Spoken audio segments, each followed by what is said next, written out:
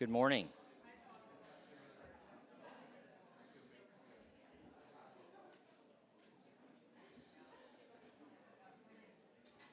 We'll give just a moment for people to find their seats. We have a very busy morning, so we do need to get started. So good morning to everyone here at the National Press Club in Washington and online. I'm Tom Thompson, Associate Dean in the College of Agriculture and Life Sciences at Virginia Tech. I'm a professor. I'm the director of CALS Global here in our college and executive editor of the Global Agricultural Productivity Report, or GAP report. I'm pleased to welcome you to this special event, Accelerating Agricultural Productivity Growth for a Sustainable, Resilient World. Today's event is jointly hosted by Virginia Tech's Global Agricultural Productivity Initiative, the GAP Initiative, the Coalition on Sustainable Productivity Growth for Food Security and Resource Conservation, the SPG Coalition, and the United States Department of Agriculture. Our organizations focused on the urgent need to sustainably increase agricultural productivity for enhancing food and nutrition security and environmental protection, have committed to a joint program of work to advance this message about agricultural productivity growth. We at Virginia Tech are very pleased to work closely with the SPG Coalition and USDA in this all-important work. The launch of the 2022 GAP report will be a part of this year's program.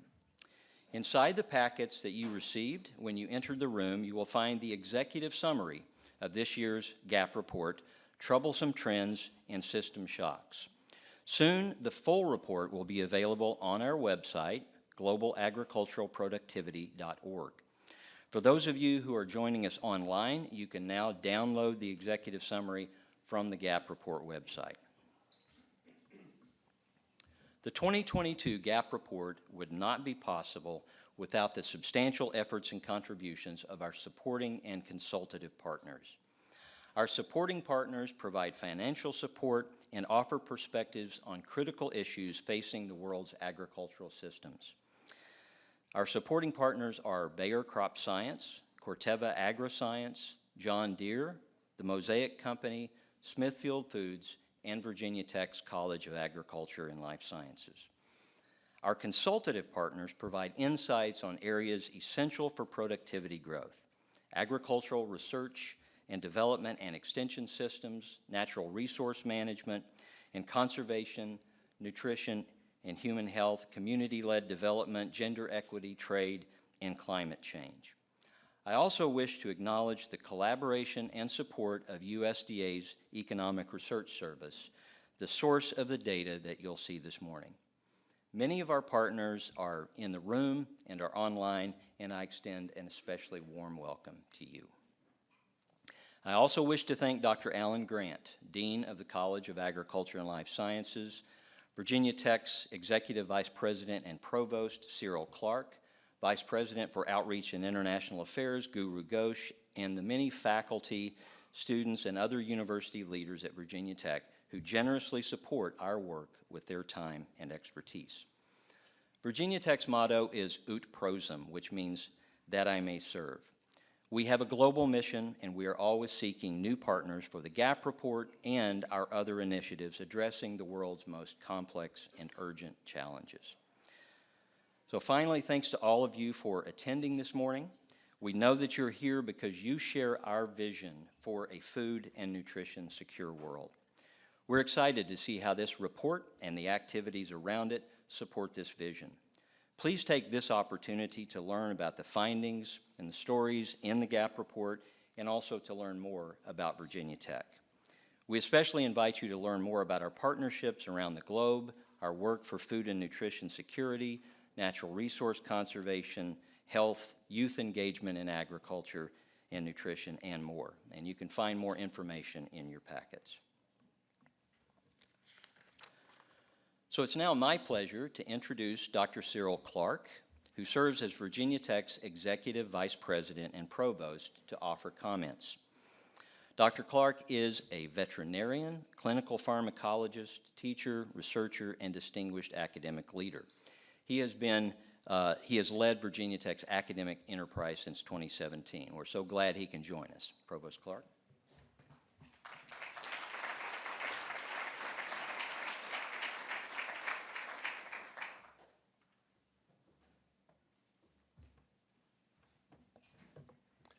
Thank you, Dr. Thompson, and on behalf of Virginia Tech, it is indeed my distinct pleasure to welcome you to the 2022 launch of the Global Agricultural Productivity Report. And it's a good opportunity for me also to thank the Sustainable Productivity Growth Coalition as well as the USDA for their support and their partnership in this event. So, as you may see on my tie, this 150 here, Virginia Tech just Saturday, this last weekend, celebrated our 150th birthday. 150 years. Over 150 years ago, in 1862, land-grant universities were established. They were established principally to advance agricultural and mechanical sciences and to educate the people, the citizenry of each respective state, and to do so without being dismissive of the liberal arts, but above all to provide a practical education. And so how do we do that? As all land grants, we do that in accordance with a tripartite mission. This is a mission that is committed to education, to research and its associated scholarship, and then to transferring the benefits of education and research to the betterment of the communities whom we serve. And so, as Dr. Thompson has already told you, as all land grants are committed to service, Virginia Tech particularly so, in accordance with our motto, Ut Prosim, that I may serve. So hosting and being an active part of the GAP report is exactly what we ought to be doing. This is our business. This is us. And it's a privilege indeed. Thank you for providing us that opportunity. So as a veterinarian, I confess that I'm still learning a lot about agricultural productivity. And I've not yet actually, of course, read the 2022 report. I see the executive summary in my folder. I look forward to reviewing that. It looks very good indeed. But I did read the 2021 report. And no surprise at all, there's a lot of complexity around understanding agricultural productivity. But you know what? At a higher level, it appears to be not so complicated. It appears that what we are focused on is essentially the interconnection, the intersection of three important factors. Firstly, what kind of resource inputs we commit to our agricultural enterprise, how much fertilizer we apply, how much water we use, how much labor we commit to the enterprise. And secondly, and way more importantly, what is the efficiency with which we actually commit those resource inputs? Drip irrigation, for example, is a way to conserve water resources and use it more effectively. But there's a third factor, and that third factor is that we benefit from the environment in which we live, and we also have the ability, directly and indirectly, to impact both positively and, regrettably, sometimes negatively, the environment in which we live. And so, in regards to that environment and the important role that we play in terms of stewardship of the environment, Virginia Tech here again is delighted to serve as the leader of a very major investment by the USDA, an $80 million investment that is committed to the Partnerships for Climate Smart Commodities.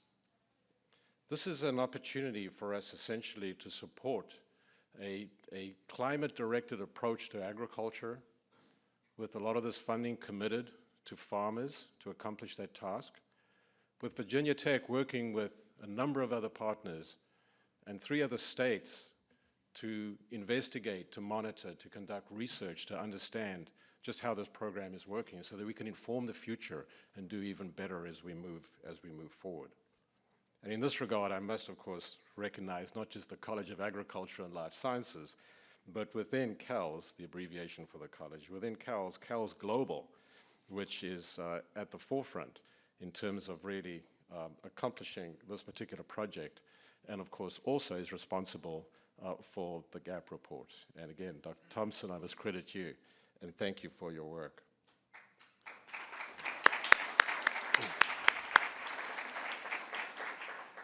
So as we move forward, though, in really trying to understand how a more efficient use of our input resources can accomplish productivity across the globe, we recognize there have been many successes, particularly in middle-income countries, as reported in the 2021 report.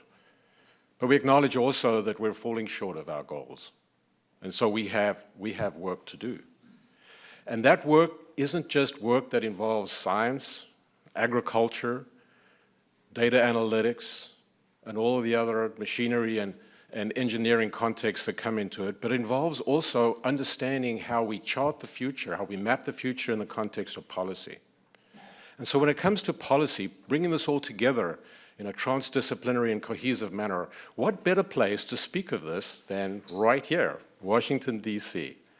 And so this is why, in fact, while this may be, I believe, the 12th report and the 4th that Virginia Tech has produced, that I believe this is the first time we've actually launched this in Washington, D.C.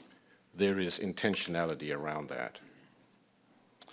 Well, for us to accomplish this task, we also recognize that we need talent. Virginia Tech works on talent, the recruitment and the development of talent. And so I'm referring to talent in the context of just first-class faculty and staff, but of course, student talent. That's essentially what goes to the very center of our university. And so I'm very pleased that here in the audience today, we have Virginia Tech students who are committed to those core strategic themes of Virginia Tech, recognizing that we are a global institution, that we develop distinctive programs that make a difference in terms of their impact. That we recognize that any problem worth tackling is complicated and involves a cross-section of disciplines, including, for example, from agriculture and political science, as you will see reflected amongst our students here. But to recognize also that the way we learn and the way we commit to the future is a hands-on, minds-on approach, an experiential approach, but recognizing also that none of this can be accomplished without really substantive partners. Partners with industry, partners with government, which is expressed so incredibly well in the audience today. But before I conclude, I want to get back to those students. Those are students from Virginia Tech. Would you raise your hands, please? Good.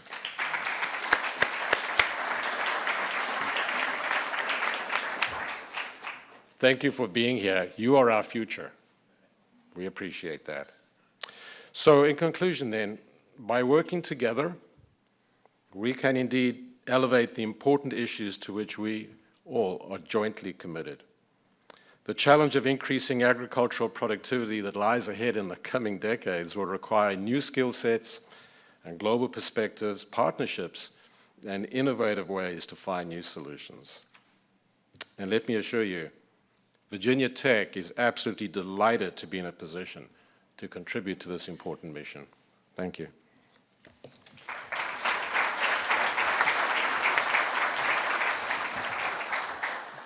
Thank you, Provost Clark.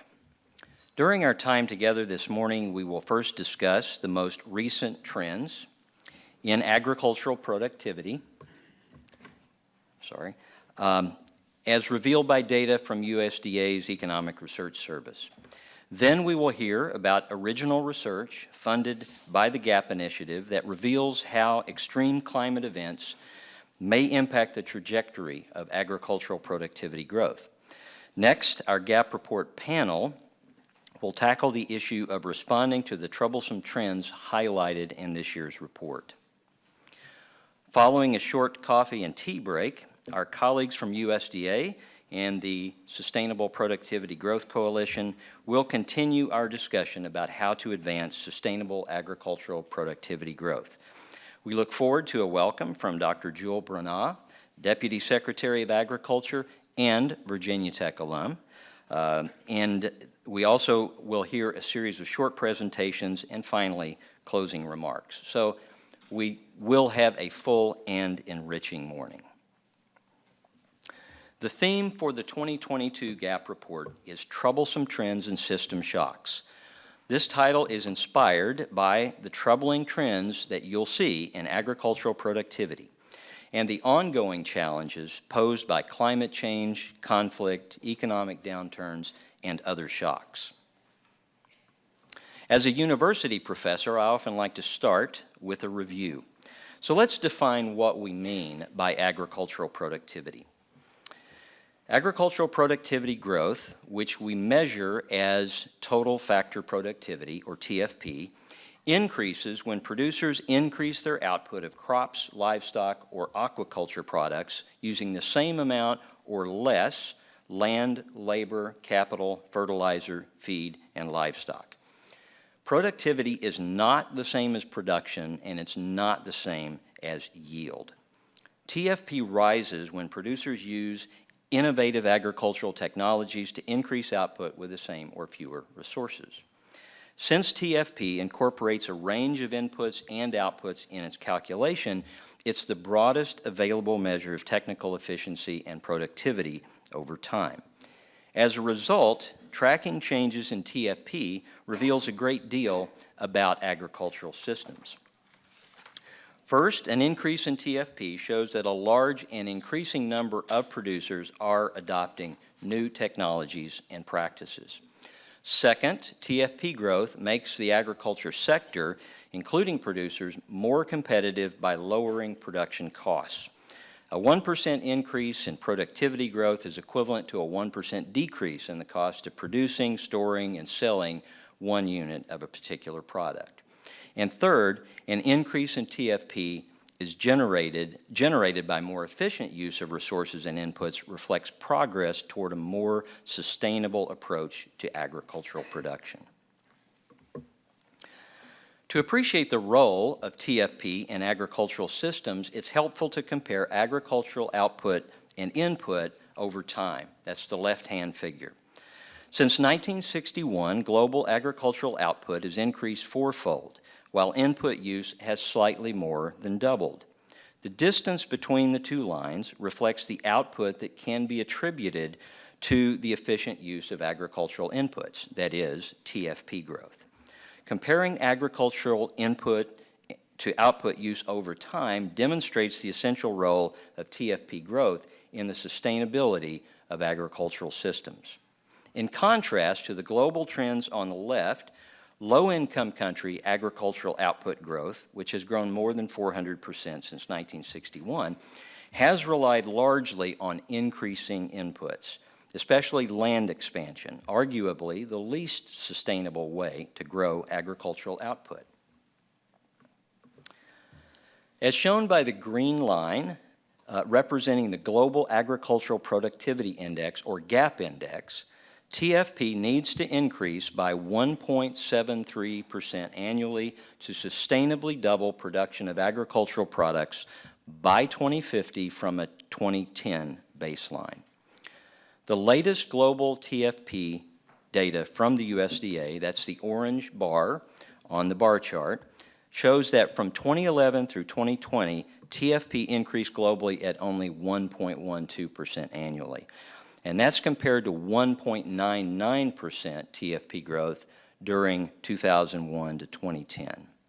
Extrapolating this trend through 2050, the orange dashed line, shows that we are on track to fall far below the TFP growth needed to sustainably supply demand for agricultural products. Low-income country TFP growth was negative, that's the maroon bar, during the most recent decade. Although the highest rates of TFP growth during 2011 to 2010 were in middle-income countries, TFP growth in all income groupings were below the GAP index target of 1.73% annual growth. Agricultural output can be increased by increasing the amount of land in agriculture through conversion of grasslands, forests, and wetlands to agricultural production. Throughout most of human history, this land expansion has driven agricultural output increases. We can also extend irrigation into cultivated lands or intensify the use of inputs such as fertilizers to increase output. Each of these strategies can be appropriate in given situations. However, increasing TFP holds out hope of a more sustainable way to increase agricultural output. Beginning in the 1960s, the Green Revolution gave millions of farmers access to improved crop varieties, effective pesticides, fertilizers, and irrigation technologies, sharply increasing output and preventing mass starvation. That's a perfect use of intensifying the use of inputs to increase output. Since the 1970s, improved technologies and practices have enabled producers to use their land and inputs more efficiently, that is TFP growth. By the 1990s, TFP growth was the primary driver of agricultural output growth globally and was at or above 1.72% annual growth during 1991 through 2010. However, TFP growth declined alarmingly during 2011 to 2020.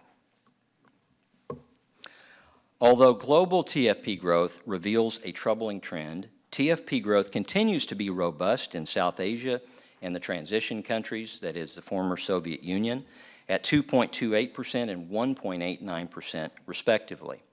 In China, TFP growth was under 1% in the 1970s, and transition countries were experiencing negative TFP growth as recently as the 1990s. Market-driven policy changes have sparked a TFP transformation in these countries. Yet history shows that once these changes are integrated into the agricultural sector, TFP growth will slow down.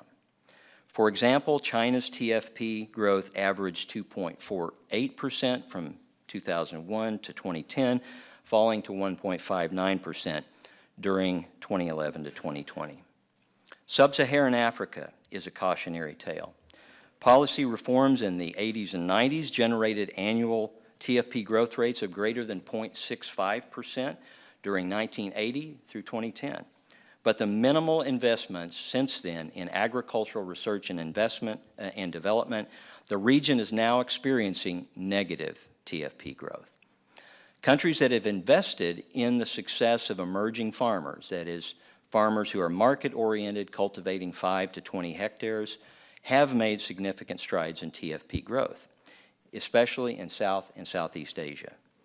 Sub-Saharan Africa has a small but active population of emerging farmers.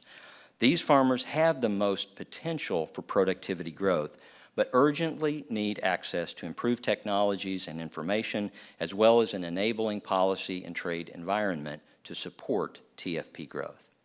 Currently, however, in Sub-Saharan Africa, farmers are expanding crop and grazing lands at an alarming rate, with negative impacts on biodiversity.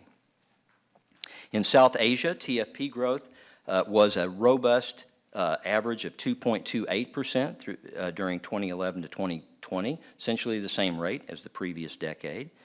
Extending and improving India's irrigation systems has boosted productivity on already cultivated land, and increased access to mechanization and improved seeds have reduced the need for agricultural labor. The rate of TFP growth in North America has slowed from 1.6% annual growth during the 90s and 2000s to a paltry 0.16% during 2011 to 2020. The slowdown coincides with decreased public sector agricultural research and development investments. That's the cornerstone of TFP growth. In 2019, U.S. public agriculture and food R&D expenditures in constant dollars reached their lowest level since 1970. A renewed commitment to public investment in agricultural innovations, especially in the United States, is crucial to return to robust TFP growth. And investments in U.S. public agricultural R&D can benefit the rest of the world as well. Similar to North America, TFP growth in Latin America and the Caribbean was robust, growing at more than 2% annually during 1991 to 2010. However, during 2011 to 2020, TFP growth decreased to less than 1% annually. TFP growth in Europe remains sluggish at about 1% annually.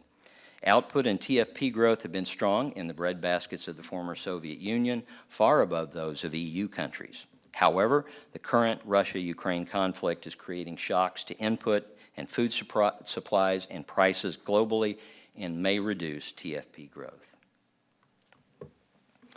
Now, here are key messages from our 2022 GAP report. Message 1, global TFP shows a steep decline. From 2011 to 2020, global TFP grew at a rate of just 1.12% annually, a significant drop from the previous decade, and well below the 1.73% annual growth in TFP needed to sustainably grow agricultural output.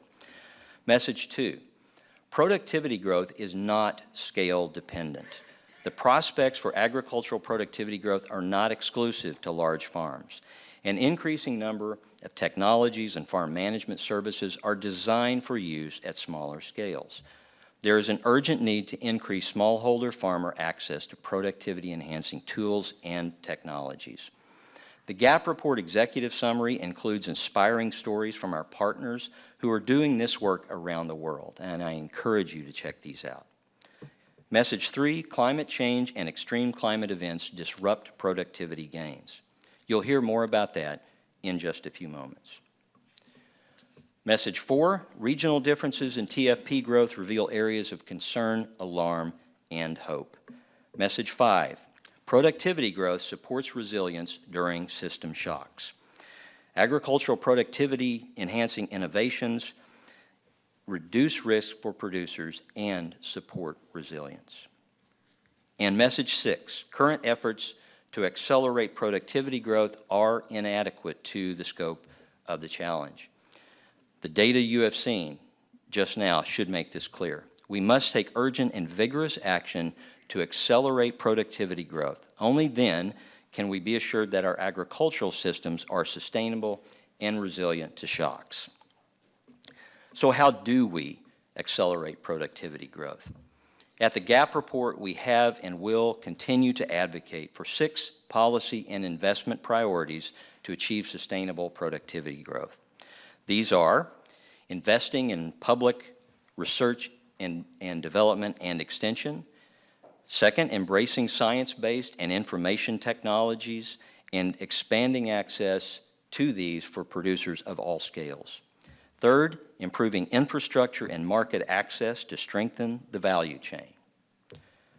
Our fourth policy and investment priority is cultivating partnerships to support food and nutrition security.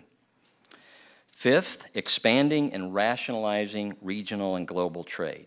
We must ensure that agricultural productivity gains can reach a growing population of consumers and that non-science-based food regulations do not disrupt the distribution of nutritionally valuable food.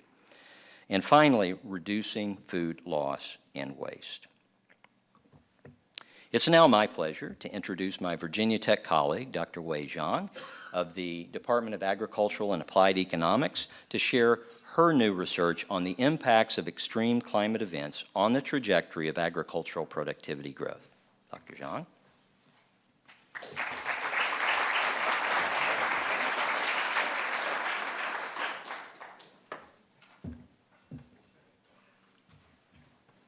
Thank you, Dr. Thompson. Thank you for having me here.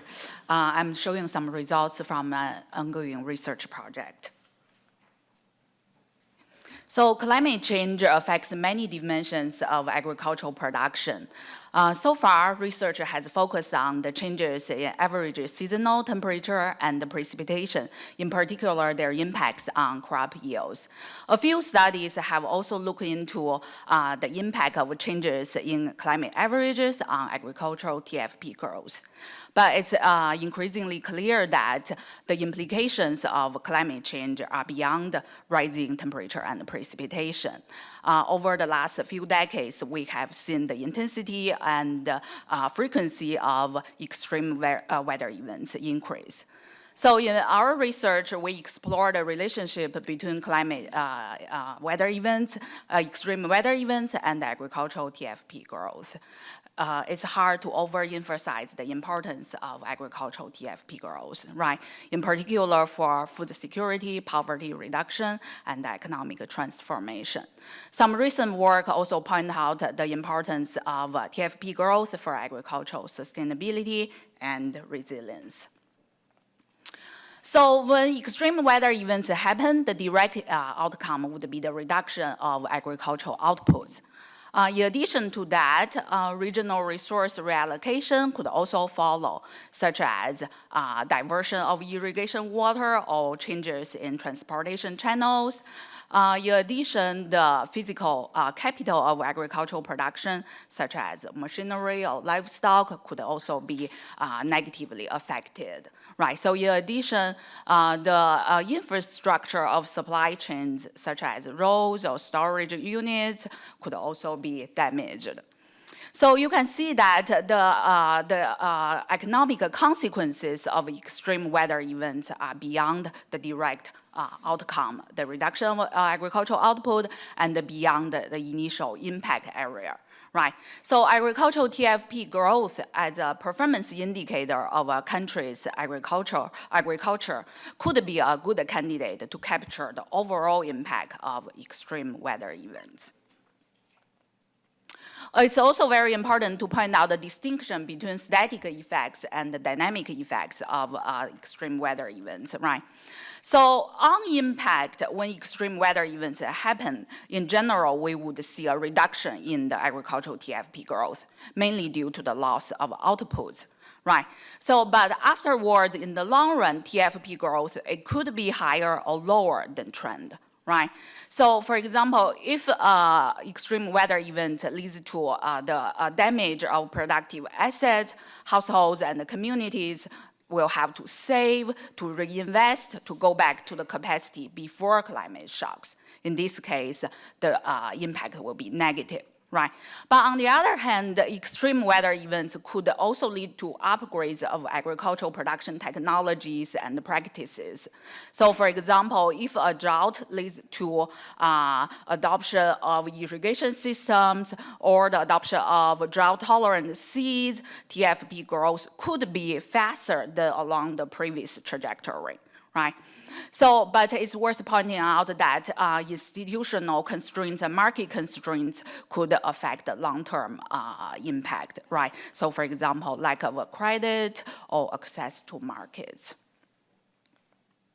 So in this research, we use the agricultural TFP data from the USDA. This data set provides very valuable, internationally consistent and comparable agricultural TFP growth rates.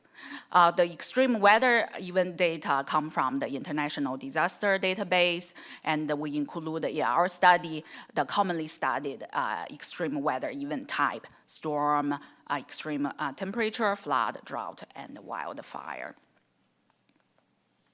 So for my preliminary analysis, we use the number of extreme weather events per 100 square kilometers of a country as the variable of interest. So this is an incidence measure. So we estimate a dynamic panel data econometric model, and our results indicate on average climate events have a negative and statistically significant impact on agricultural TFP growth.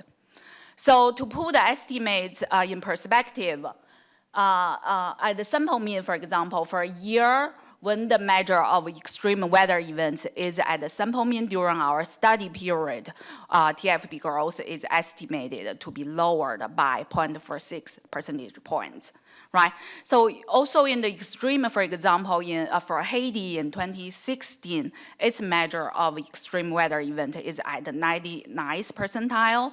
Based on our estimates, its TFP growth rate would be lowered by about 6 percentage points. Right? So the long-term effects are slightly smaller than the short-term impact. Right? It will be at 0.35 percentage point compared to the 0.46 percentage point. So our estimated impacts on TFP growth are also negative across all different event types and statistically significant for storms and droughts. So the estimated impacts of droughts is more than 3 times of the average impact. So in the literature, there are some evidences why droughts are particularly damaging for agricultural productivity. For example, evidence shows that droughts could force households to dispose productive assets, in particular livestock, that would affect their future growth prospects.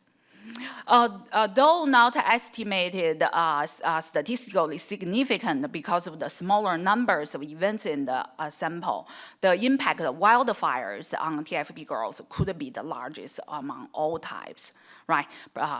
My hypothesis is that it also drastically damaged the productive assets, right, such as livestock or perennial crops.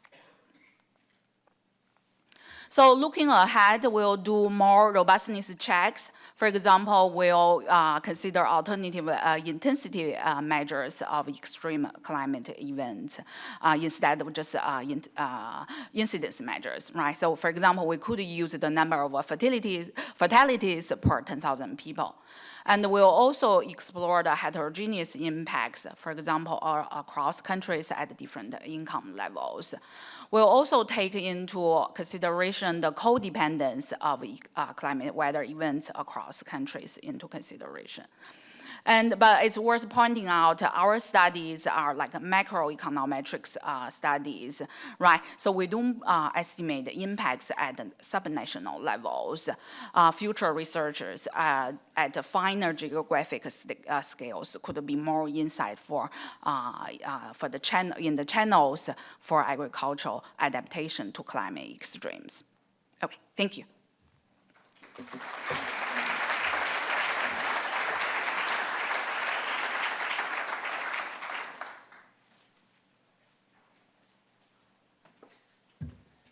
I'm just going to back up one slide for you here. If you want to scan this QR code, you can find all of Dr. Zhang's endnotes and more of her research on the GAP Initiative website. So I'll give you a moment there.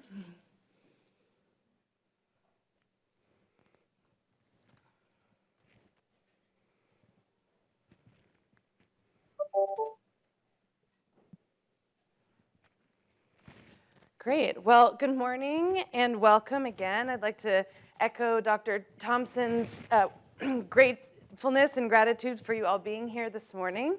My name is Jessica Agnew, and I'm the Associate Director for CALS Global, which again is the College of Agriculture and Life Sciences Global Programs. And I have the pleasure of moderating a wonderful panel this morning. So I'd like to invite our panelists to come join me on the stage now. Where we're going to unpack a little bit more about the trends in TFP that Dr. Thompson shared with us just moments ago from different organizational perspectives. So welcome to our panelists. Nice to be here. Fantastic. So this morning we have here with us Keith Fugley, who's a senior economist at the USDA Economic Research Service. We have Dr. Canisius Kaningiri, who's joined us from Kenya. Have you traveled from Rwanda or Kenya today? Dr. Canisius, have you traveled from Rwanda or Kenya? No, I traveled from Kenya. From Kenya, okay. Yeah. So you've come a long way. Thank you. And he's the executive director for the African Agricultural Technology Foundation. We have Robert Fries, who's the chief technical officer at ACDI VOCA. And we have Andres Rodriguez from the Agricultural Attaché of Chile to the United States and Canada. And joining us virtually, we have Stuart Leith, who's the Chief Sustainability Officer at Smithfield Foods. So thank you all so much for being here this morning. Thank you for having us. So I'm going to start with you, Keith. So your work focuses on economics of technological change and science policy for agriculture. You're also the architect behind the international TFP dataset that the GAP report uses. So from your perspective, why are we seeing the downward trending TFP growth? Well, Jessica, I think Tom, I thought, did a fantastic job at presenting the information today and really pointed out that that what underlies TFP growth is new technologies that help farmers improve their efficiency and productivity. So if we don't see enough new technologies being developed, that could slow down that rate of improvement. So one of the things to really look at is, what is the R&D investment? What are the trends in the research? Is there enough R&D being made to generate those new technological breakthroughs that will enable farmers to keep raising their productivity? And then the second big factor, so R&D is sort of the driver of positive TFP growth. And then as Dr. Wong pointed out, you have environmental pressures, environmental degradation, especially through climate change, that could be dragging that TFP growth down. So even, causing productivity to fall from current levels. So we have this pressure from two sides, technologies, raising productivity, but then being challenged through environmental degradation.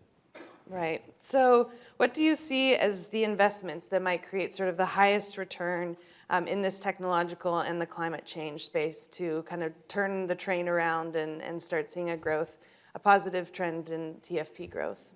Well, let me just take a minute to give you an overview of where we see agricultural research and development trends going worldwide. The latest data we have, kind of giving a comprehensive view of R&D investments, both in the public and private sector, are from about 2016, so they're a little bit out of date. But at that time, it looked like there was about a $90 billion investment worldwide in food and ag research, both by the public and private sectors. And that's a significant increase in inflation-adjusted dollars from about $50 billion in the year 2000. So we do see increasing R&D investments, both in the public and private sector worldwide, but that growth has been highly uneven. So in the private sector, actually most of that money is going into food manufacturing and food product development. Only about 40% of the private R&D is in ag-related inputs.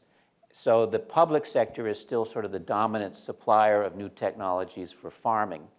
Now, in the public sector, almost all of the growth in R&D spending is taking place in these middle-income countries.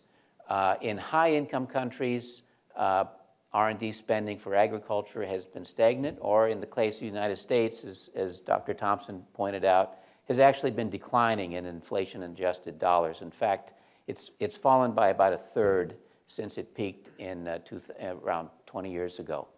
So that's a major challenge to maintain TFP growth in high-income countries. And then also in low-income countries, we also see very uneven growth. I think insufficient growth and capacity in many low-income countries, particularly in Africa, that we think would be sufficient to sustain TFP growth at the kinds of scales that are probably necessary to have a sustainable food system going forward. And I think Canisius is going to talk more about the African situation, so I'm really interested in hearing his remarks. Thanks. Great, thank you. So moving to you, Dr. Canninger, you've done a lot of work across the continent and had advanced senior level positions in Rwanda and Kenya in a variety of agricultural positions. So I think you're the best person to comment on sort of why we're seeing these trends and negative TFP growth on the continent. So could you just tell us a little bit more about these trends? Thank you. It is a very complex situation. As we know, for many decades, productivity has been very low and I would say alarming. And the effort has been in increasing land, arable land, which indeed contributed to reducing the TFP, which is currently at a very alarming situation. And as you said, I think there are many factors which contribute to that situation. We can name a lot of them, including finance, including policies, et cetera, et cetera. But the major one could be the lack of access of the farmers to knowledge, technology, and innovation. I was discussing recently with a prime minister who it happens that he is an agriculturist, so he understands the issue. And he was saying there is research happening in CGs and our national institutions, but the findings of those research are shelved. They don't come down to the farmers. And he used the term of starvation. The farmer is in starvation as far as research is concerned. I think that is the major issue. We need to bring technology and innovation to the hands of the farmers so that they can improve productivity and also address some of the key issues like post-harvest losses, which still take more than 40, an average of 30 to 40, sometimes more, percent of the produces of the farmer. And then there will be others like infrastructure and other commodities, other facilitations factors. The second key issue is that policies, political will, and deliberate effort to improve the situation of the farmer is not there. And that is a major challenge. Regulatory systems are very complicated, even for what we call conventional technologies. It is very difficult to have deregulation of new varieties, which could very much improve the productivity at the farmer's level. And when it comes to biotechnology products, like GMO, like gene editing, etc., it is an endeavor which can take easily between 10 to 15 or more years, struggling to get things understood. A lot of advocacy is being done.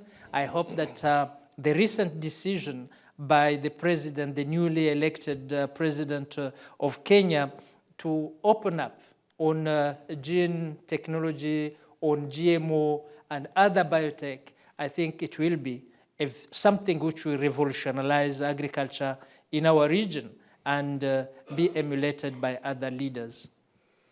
So could you tell us a little bit more about the work of AATF and maybe an example of success that you've had in making sure that farmers have access to this research that's being done that's so essential that they have? Mm-hmm. At AATF is the African Agricultural Technology Foundation. What we have been doing is to scout technologies from the technology producers, these international organizations, and negotiate those technologies to be brought to the smallholder farmers royalty-free. And we managed to have a number of them down to the African farmers. The two major successes that we have so far is on cowpea.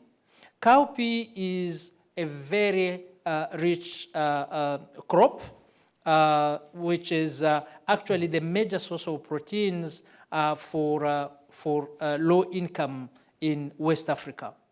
And they are the biggest producer. But then there is an insect which can totally destroy the field, and the Maruca vitrata. And fighting this, the farmers have been spraying pesticide 8 to 10 times in a year, during the crop, which also have its own consequences. By bringing BT cowpea, we have managed to increase productivity and reduce the number of times that they spray during the crop to only twice. And that has now changed the productivity very significantly in Nigeria, which is the first country that adopted and used that technology. Currently, we have managed to have also the release of the same product in Ghana. Burkina Faso is still queuing as the third country, but this political instability may delay everything. But at least in Nigeria and Ghana, we are making very good progress, and we have the farmers very happy of that technology. We are doing the same with maize. South Africa is benefiting from an improved variety, GM variety telomeres, which is insect resistant and also drought tolerant. And that is also something which changed the lives and livelihood of the farmers. We are soon having the same approved in Kenya, owing to the decision of President Dr. Ruto. And then Ethiopia is following up, following on the lists, and Mozambique. I hope that with those countries, we will make very significant progress. The other one which has changed the life is cotton. It is a non-edible crop, but it has changed the economy in countries where it has been adopted. So we are making progress on that. Fantastic to hear. So, Robert, you oversee the technical teams as they implement programmatic approaches with ACDI VOCA. A few interesting countries, Bangladesh, Burma, Ethiopia, Tanzania. Can you tell us a little bit more about what you're seeing as you're working within agricultural systems, why there might be this downward trending TFP growth? Okay.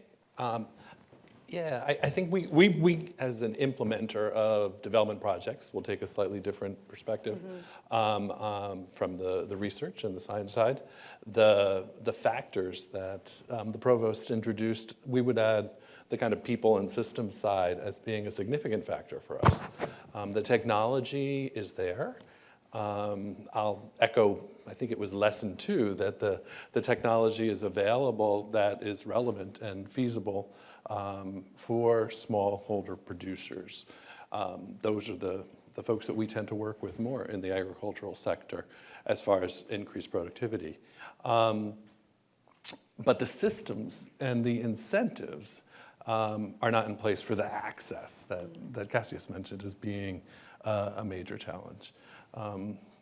If we look at a couple of our programs, in maize, for example, I think we've had programs where we've worked in conjunction with Cortivo, intensely in Ethiopia, smaller programs where they provided technology, hybrid seeds for demonstration. We worked with cooperatives and other distributors and dealers in order to distribute these, and the take-up was significant. We saw I shouldn't say productivity, get the definitions right. Yield increases of more than 20%, average yields increases of 20% a year over a 4-year period where we're implementing. Similarly, in Ghana, in Tanzania, and in Bangladesh, where there was this mix of access to technology, practices, and knowledge, we saw similar increases, I think as low as 8% averaging a year in Tanzania, up to 15 and 17% in the other countries. So it is possible, because the producers we're working with, more than half of them would not make the emerging farmer definition that was provided here earlier of 5 hectares, I think, or more. Many of them are operating on less. And the big question we always ask too is, can they afford it? Are we asking them to try these technologies that have been proven at a higher scale, and at the end of the day, all they're doing is increasing their costs, increasing their productivity, but not coming out ahead? But in almost all the cases, the gross margins per hectare, when you factor the costs of production and the sales that they get out of that production per hectare, have increased at rates of 1.5 or 2 times the increases in yield. So yes, it's possible. So the big question is, how do we expand effectively the ability of the large numbers of smallholders? And another question too, which I don't know that we have the exact answer on, but where is the point at which, yes, they can increase their incomes and their yields, but at the end of the day, they can only be a little less poor, that they cannot, given their scale of operations and the technologies available to them, produce at a level that would bring their families out of poverty. And what do we do about that? So I would say it comes down to, from a people perspective, it comes down to the systems and the incentives that are in place or not. Right. Could you just briefly say something about partnerships, about how you can work within systems and who you're partnering with, from companies like Corteva all the way down to the farmers, partnering with them to make sure they have access? Right, and I think that becomes important. If we look at it just, you've got international players, whether it be us, like an international development implementer, or international businesses, like a Corteva. You have the national players, the dealers that the international businesses work with. You have the research institutes at the national level, as well as the international and regional ones. But then you get a little bit closer. How do the inputs get to that last mile? Who are the local dealers, and is there something in place to be able to get the inputs there, and the knowledge and the technology? Who is providing increased access to larger production for these small players, to markets for the output of this production? And then you can go even further. How are things happening in the household, so that there's actually a positive impact in these poorer families on nutrition and poverty? So I can kind of quickly, if I do three examples, because two of them are very similar. In Bangladesh and in Ethiopia, we work significantly in a partnership between Corteva and local national dealers to try to increase the knowledge and the access on hybrid seed production.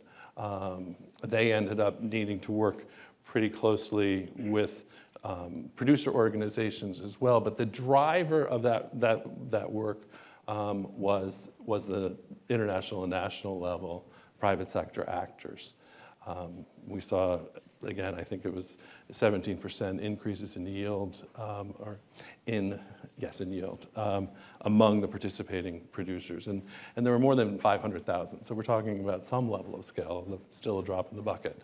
And then if we look at the Tanzania experience, we had village level agents, agricultural agents who were coming from the communities, who had a confidence level with the local producers, who had an understanding of their situation, who were partnered with dealers with this input, and developed basically extension services and sales of inputs that was the effective driver of the gains for the smallholders in our Tanzania activity. And in Ghana, we had another model where it was outgrower businesses, which is the term we came up with, and I'm not quite sure why it's stuck. But basically, these were larger farmers, well, emerging farmers, who would enter into relationships with smallholder families, and they would provide inputs, they would provide access to the technology and how to use the improved inputs, and they would also facilitate the sale of the produce at the end. And so each of these is a slightly different approach for being able to drive change. And finally, really being able to take a special look at inside the household, what are the dynamics between the men and the women? What are the decision-making powers and areas of authority that women have? And that has a significant impact on the nutritional changes that end up happening in the family. So from the national down to the household level, there are different actors. They all need to fit together. And there aren't necessarily systems in place that routinely do that across large numbers. I think that constrains this challenge here on productivity. Great, thank you so much. So we're going to shift world regions now and head to Latin America. So Andreas, you have extensive experience in the agribusiness sector in Chile. But before we talk about Chile specifically, could you tell us a little bit more generally about the trends in TFP in Latin American countries? Yeah, well, thank you for the question. I think that in general in Latin America, we can see that one of the main challenges is to improve our productivity based on relying less on the inputs that we use for agriculture. I think that is a very general perspective in Latin America, and we have seen that in the last few years with water resources. That is a big issue. In Chile, especially in the last decade, we have been in a mega drought, so that has been a major issue that we have been facing. And also with a more, in the last years, you can see that if you're relying, for example, too much on fertilizers, and suddenly you don't have access to those fertilizers, how do we deal with that, So I think that is part of the main issues that Latin America as a whole should face in the following years. Yeah. Great. So sustainability is a huge part of why we're trying to pursue total factor productivity. And I know that Chile has been doing a lot of work in this space. So could you tell us a little bit more about sustainability in Chile and maybe some different examples of programs or projects that are being successfully implemented? Yeah. Well, it's important to mention that Chile today, we just started a new administration in March.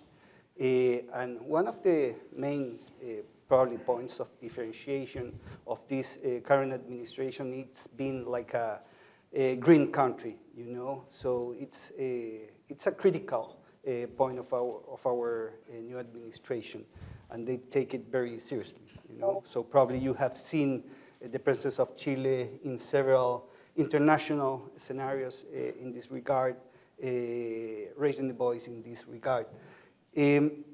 Actually, there is a sustainability strategy that we have in Chile.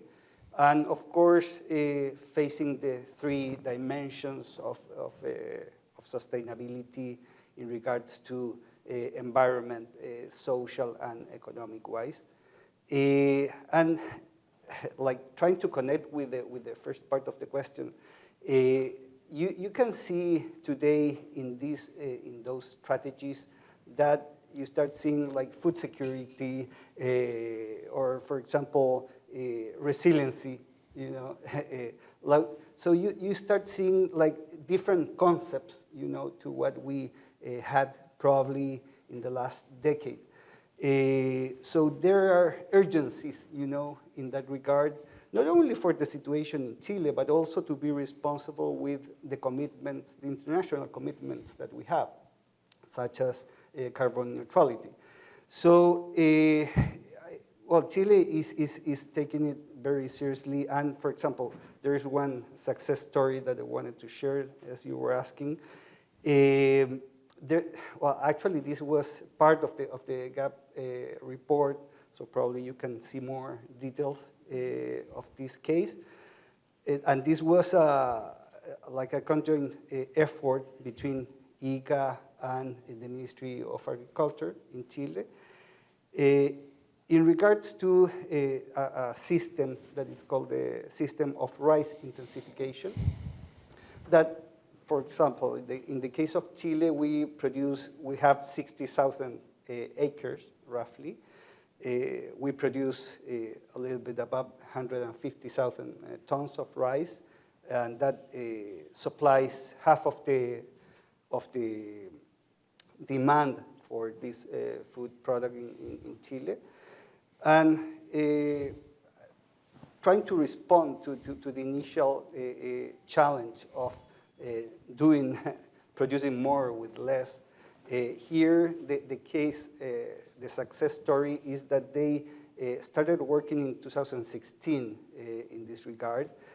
Actually, there is a very fun fact that if you can try to look for it in the social media, the researcher that was involved in this research was it is called like the queen of rice, So there's a lot of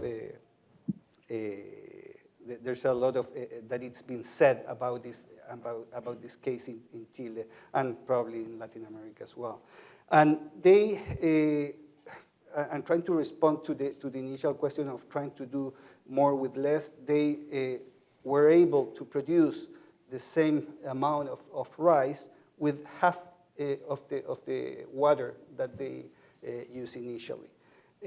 So that is, I mean, in the case of Chile, that we are going through this mega drought, that is a huge thing, you know. And not only in regards to water, but also having a production period that is shorter, 120 days compared to the 150 days that we used to have for this product. So you're using less agrochemicals, you're using less labor. So there are several positive outputs of this research. So, and like those, there are many other success stories that, of course, we don't have time probably to share here, but there are different things where we can tackle like the sustainability, and to be very concrete. As I said before, there is a strategy that is the framework, but we have to do like concrete things that will be able to reach those goals that are very ambitious, and that we can't just start working on those in the last few years, you know, before we have to reach those results. For example, some other cases like very related to our current agenda with the U.S. That actually we had meetings in June when our Minister of Agriculture came to visit us in D.C. We had a meeting with Secretary Bilsa, with USDA, and sustainability and climate change was one of the main topics in agenda. We are on the same page, and for example, like a very concrete example is that we are working on a systems approach for table grapes, where we want to replace the fumigation with methyl bromide that has a negative impact in the global warming, and trying to replace that with inspection in origin, with traps, with monitoring the fields, with of course, identifying the areas that are free of pests that could be applying to this system. So, I mean, that is a very concrete example where we can decrease the use of fumigants that are against the global warming. So, as those, you can find many different examples in Chile. Great, thank you so much. So we'll continue with the sustainability story here with Stuart. I can't see you, Stuart, but I can see you sort of on an angle. But so Stuart leads the development and implementation of Smithfield's sustainability strategy. So kind of drawing together the sustainability and TFP story, Stuart, could you just, again, like the rest of the panelists, just first comment on maybe why we're seeing some of these TFP trends, maybe drawing on the US experience? Sure, and I'm happy to be here, and thank you for having me virtually. I'll come at this a little bit different perspective, obviously, as a global food producer. Smithfield is a global protein company. We're the largest pork producer and pork processor in the world, actually, and that what that really means is that we operate a lot of farms, hundreds of farms. We contract with thousands of family farmers to raise animals or to purchase their market hogs directly to our facilities to produce food. And what this means is, we buy a lot of grain and access a lot of grain from a lot of different parts of the world. We manage and raise a lot of animals, and that means we manage a lot of nutrients and manure, the world's oldest fertilizer. And so I'm going to come at this and react to it from that perspective of, the opportunities to do things at the scale at which we operate is a good thing. And I certainly agree with the earlier speakers as to the, some of the impacts and why this trend is the way it is. I would say, current events don't make this even more threatening and ominous. I mean, we have the disruptions of the pandemic in the supply chain, the war in Ukraine, which has disrupted grain markets and commodity markets and wheat and other commodities. Certainly the extreme weather events, and we're an ag company primarily, and we've experienced those firsthand and have adopted and adapted to that. And the availability of fertilizer inputs. If you talk to the folks who work in those areas, some of the main exporters of the components of fertilizer, potash and ammonia and urea, are restricting exports. So that's an ominous thing, and I think it really highlights the critical need to make more food with less resources, embracing technology and innovation and not demonizing it, embracing size and scale. Dr. Thompson mentioned, and I agree with that, that there's a need for all kinds of production systems, large and small. But scale is a good thing, and intensification is a good thing. I think the common narrative, in certainly in high income countries, where we all sit today, is somehow our food system is broken, and that's a fundamentally false, I think, argument.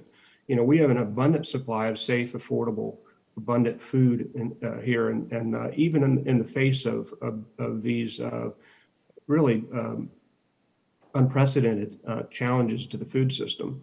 And it points to a system that works very well. And I think that if we can adopt more of the R&D, more technology in other parts of the world, that's part of the answer. So I do thank Virginia Tech for raising this issue and of this issue that we've been talking about. I don't think the narrative is in the popular press, at least, talks about this. It's critically important. And I think you see more of it in government websites and NGOs, but certainly this is helping the profile of it a great deal. So Smithfield is doing some really interesting work that incorporates sustainability while also trying to target TFP growth. Could you share a little bit more about those projects? Sure, happy to. I'll share just a couple of projects we're working on, a couple in our grain supply and one on our hog farms that might help with the story. And one of which we started in the grain supply several years ago with a partnership with Environmental Defense Fund and one of our large retail customers. And the objective was to reduce fertilizer loss, optimize fertilizer use on a network, vast network of grain farms that supply our feed mills to where we manufacture feed for our animals. And we created a business unit called Smithfield Grow, GRO, and set a target for ourselves of trying to get these types of fertilizer optimization, regenerative practices on 75% of the grain farms that supply our feed mills. And that was about almost 600,000 acres is what we calculated. And the projects really, they range from very high-tech projects, things like green seeker technology that reads the plants as the tractor goes across, and GPS, which would more efficiently apply fertilizer based on the plant needs, but also very basic things like no-till, cover crops. For winter wheat, we established a winter wheat program where we provided seeds and a guaranteed market for farmers who would plant that product for our feed mills. Volunteer corn, early harvesting of corn, so that some of the kernels could germinate and scavenge the nutrients and bank those nutrients in the soil. And one of the more successful programs is an enhanced nutrient management programs that we do in the Midwest, where we do additional soil sampling well beyond the permits that are required for applying nutrients from hog farms. And that's resulted in a drastic reduction in the use of phosphorus or the application of phosphorus on those lands. So today, those types of things are now being used on nearly 2 million acres of grain farms that we supply from. So I think that's an example of what we're talking about. Another example is kind of goes into the idea of food waste, which was mentioned earlier by Dr. Thompson. And I know that you all have seen at least in the West, 30 or 40% of food is wasted that's produced here, which is an extraordinary number. And so the other project I wanted to mention was something that we're working on with bakery byproducts. And as you all are probably aware, baked food manufacturers make a lot of food and it never really makes it to the grocery shelves or to your plate in the restaurant. And there are a variety of reasons for that, shelf life and off-spec material. But our animal nutritionists figured out that we could take this human food and break it down actually, and to get the fats and the sugars and the carbs and the nutrients in those materials, and apply it in exchange for some of the other materials we have to buy and acquire for the feed that we produce.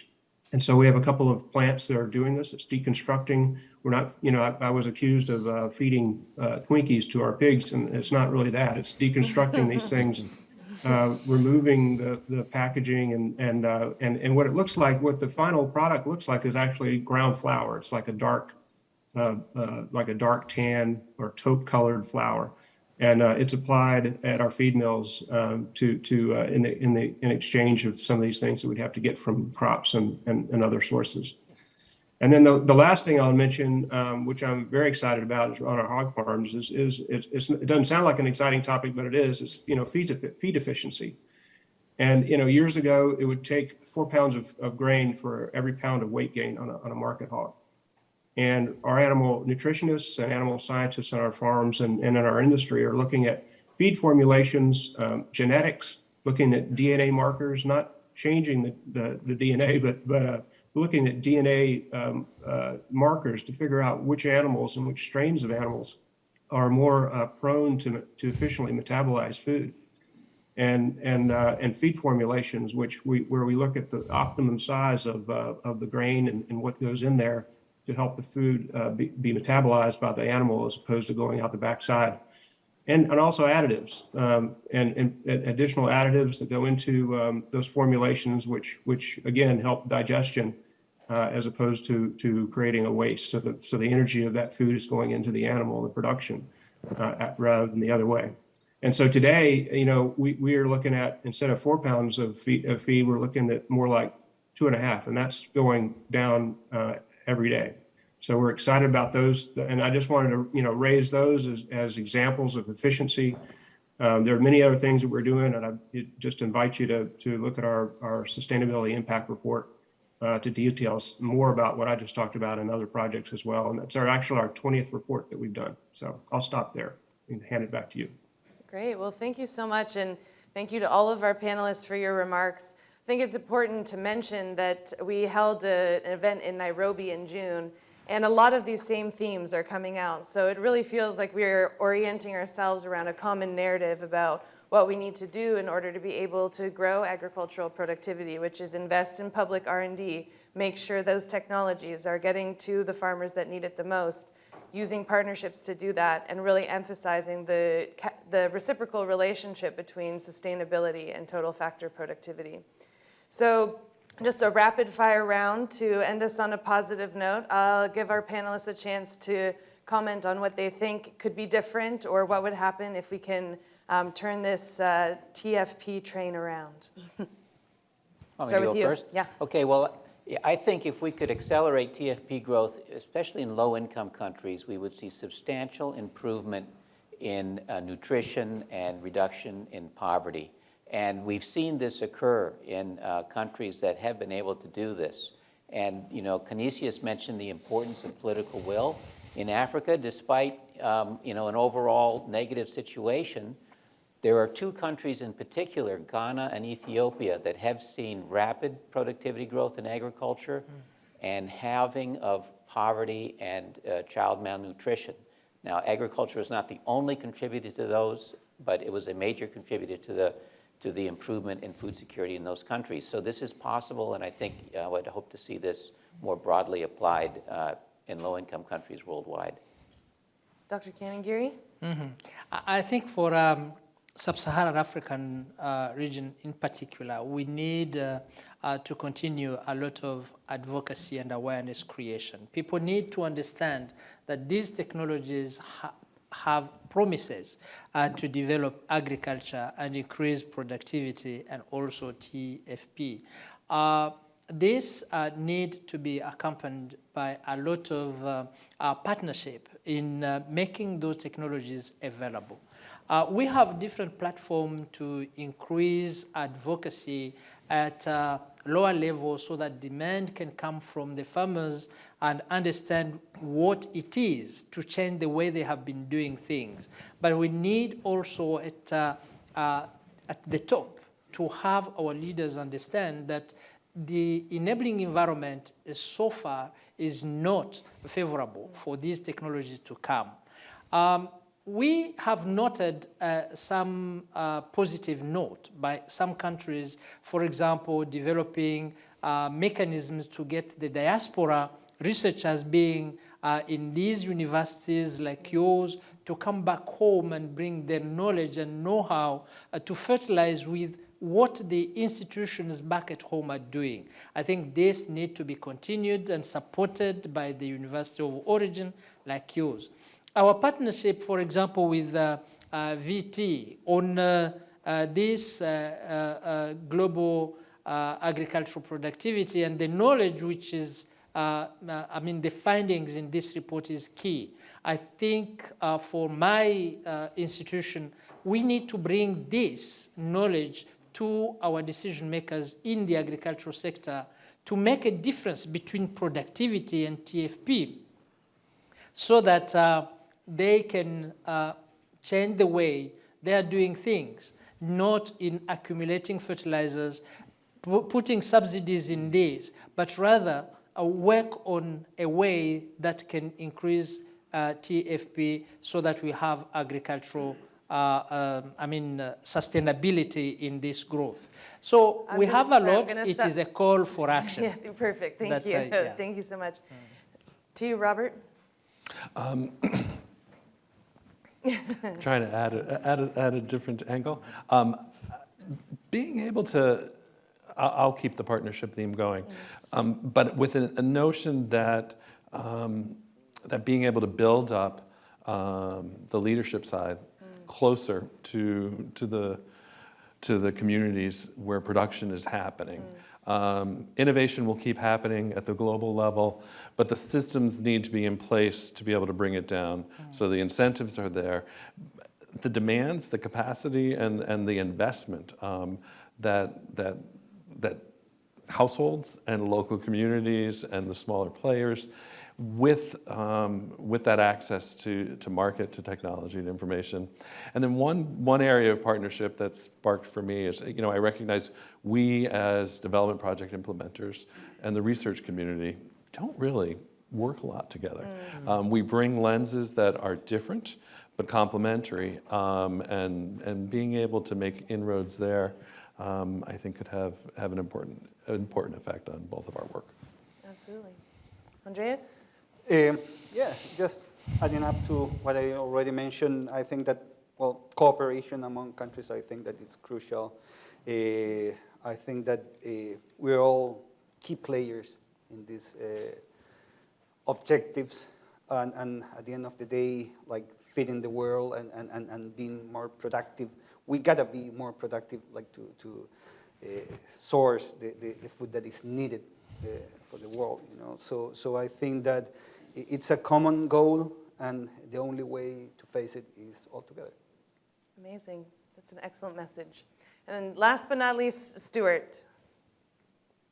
Well, thank you again, and I guess in addition to my colleagues on the panel, I think maybe the connection here that I would end up with is the connection between TFP and policy. And the importance of government policy and the public narrative. And, our human history, and again, I'm coming from a standpoint of a producer of food, and, human history is rife with conflict over resources and food. And even today, you can see this happening in Sri Lanka today, for example, where the government had a policy that rejected technology and took the producers in that country away from conventional modern techniques, and it's been disastrous and catastrophic. So, I think the importance of safe, affordable food production is sometimes lost in this discussion, and I think that the policies and public narrative need to focus on that. There's a need for all kinds of food systems, and yet today, in some places, we're fighting over food, but for a different reason. We're fighting over what's this false idea of what's good food or what's bad food. and there's a need for all systems. So I'll leave you with this. I mean, today, and I'm again from a pork perspective, I'm a pork guy. Pork industry is making more pork than historically more protein than ever before, with less land, less water, less energy, less carbon emissions, and that trend will continue, and it's a good thing. And I thank you all for listening to me and for the opportunity to talk on the panel with this noted group. And thanks to Virginia Tech as well. Great. Well, thank you again to all of our panelists and for all of you for sticking with us.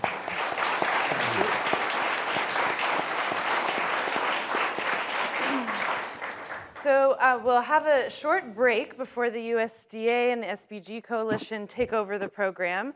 But just briefly, I wanted to draw your attention to some new knowledge products that the GAP initiative will be focusing on in this year and in next year. So in addition to our full GAP report that will be released this month, we're also looking at other types of research, policy analysis, and data that we can use to help you all in your organization function in advocating for total factor productivity growth. So if you also have any interest in collaborating with researchers and students at Virginia Tech, I would encourage you to reach out to either Dr. Thompson or myself. But for example, the returns to TFP growth policy analysis that we will be doing this fall will be done by an undergraduate student with mentors, faculty mentors, looking at different policies and how TFP growth will actually produce returns to producers, both in terms of income and in food security. We'll also be having an interactive dashboard with the TFP data that different users can interact with to capture the data that's important to their organizations, as well as looking at other types of data and indicators that can complement the total factor productivity in the GAP index that Keith has developed. And we'll also be releasing and working with the MDPI journal Agronomy to release a special issue on technology for agricultural productivity. So if you're a researcher in the house and would like to submit a paper, make sure to let us know. We'd love to work with you on that. So with that, I'll turn you over to the coffee and treats that are outside these rooms, and we'll be back in about 10-15 minutes.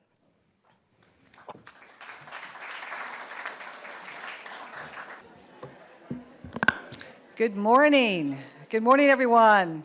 It's so nice to be here in person, face to face. I know we're all just really enjoying this time together.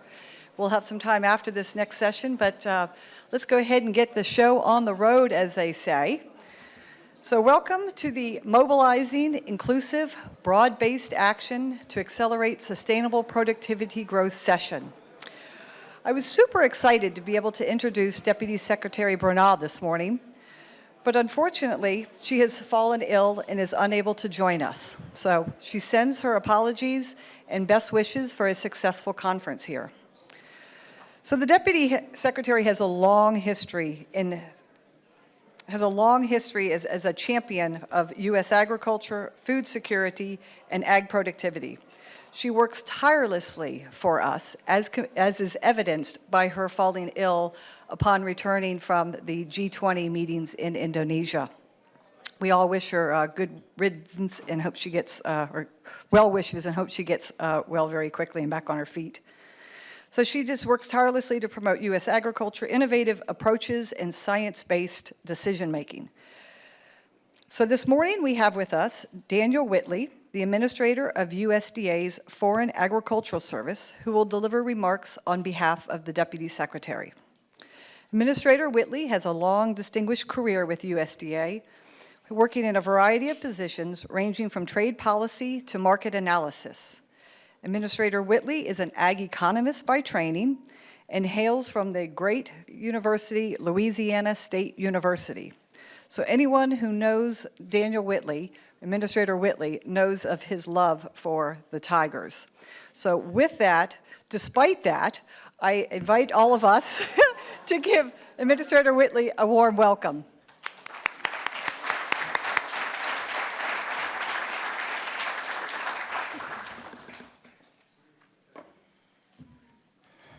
She left out the part about LSU being the 2019 national champion in football. It's performance appraisal season, so we got ways of correcting that. Good morning, and thank you all for having me. And please join me in thanking Kathy and Elise and all the USDA team and the wonderful folks from Virginia Tech who I have a great appreciation and respect for. I've worked with them in a number of different research and analytical venues. The ITRAC, I don't know if you all are familiar with that acronym, but International Ag Trade Research Consortium. Virginia Tech is a leading member of that group, and they do some of the finest research and analysis of our land-grant institutions. Now, I wouldn't say that if the DepSec was here, because I wouldn't hear the end of it, but it's actually true. And this topic couldn't be more timely and more important. We often talk about the global population reaching 10 billion people by the year 2050. But on November 15th, the global population is going to reach 8 billion people. That's a lot of people. And based off of this morning results of global ag productivity growth, which isn't where it needs to be, there's an urgent call for action. The time is actually now that the world must come together and address things like this conference is addressing, global agricultural productivity growth. You know, one of the things that we're very cognizant of is the responsibility and the leadership role that responsible countries, responsible governments, responsible farmers, and responsible consumers must take to meet these challenges. Feeding 10 billion people is not an easy feat. We're going to get it done, but it's going to require work. 8 billion people requires work, as we already are having challenges. Now, I want to go through this list of challenges the global agriculture community is facing because I think it's really important to just think about what everybody's going through. Coming out of a pandemic, labor shortages, supply chain shortages, having to deal with increased costs for inputs, very expensive fertilizer if you can find it at all, okay? Then you have the war in Ukraine, taking about 18% of oilseeds and grains out of the global market equation. You are talking about a set of circumstances that create the perfect storm for food insecurity, which we're all trying to work to resolve and to address. And so that's what the global ag community has had to deal with in the last couple of years. And it has been phenomenal work by many in the ag industry all around the globe to just meet the challenges that we're currently facing. But we know we have to do more. We know we have to do a lot more. A study last year showed that global ag productivity is down 21%. Think about that. We're 21% behind where we need to be. This represents almost 7 years of lost productivity from the 1960s. The OECD just reported that to catch up, we've got to increase productivity by 28%. And this has to be done in a sustainable way. This has to be done with keeping all the components of sustainability top of mind. Economic sustainability, social sustainability, and environmental sustainability. And these are the challenges that we have to face and that we can face. Now, the Deputy Secretary is working extremely hard to push all of these initiatives. She was just in Bali, Indonesia at the G20 meeting, and she had an opportunity to advocate for all that's being done in USDA, in American agriculture, and our wonderful land-grant institutions. But that's not the only venue where we're going to be active this fall. Okay? Right now, we have a group from USDA that's traveling throughout Europe that is, we're calling it the Climate Roadshow, where we're pushing a lot of the initiatives and priorities and sharing some of our stories and messages with our European friends and some of the international organizations headquartered in Europe.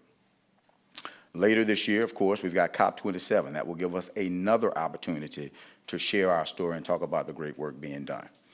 We have 2 trade missions still to do this year.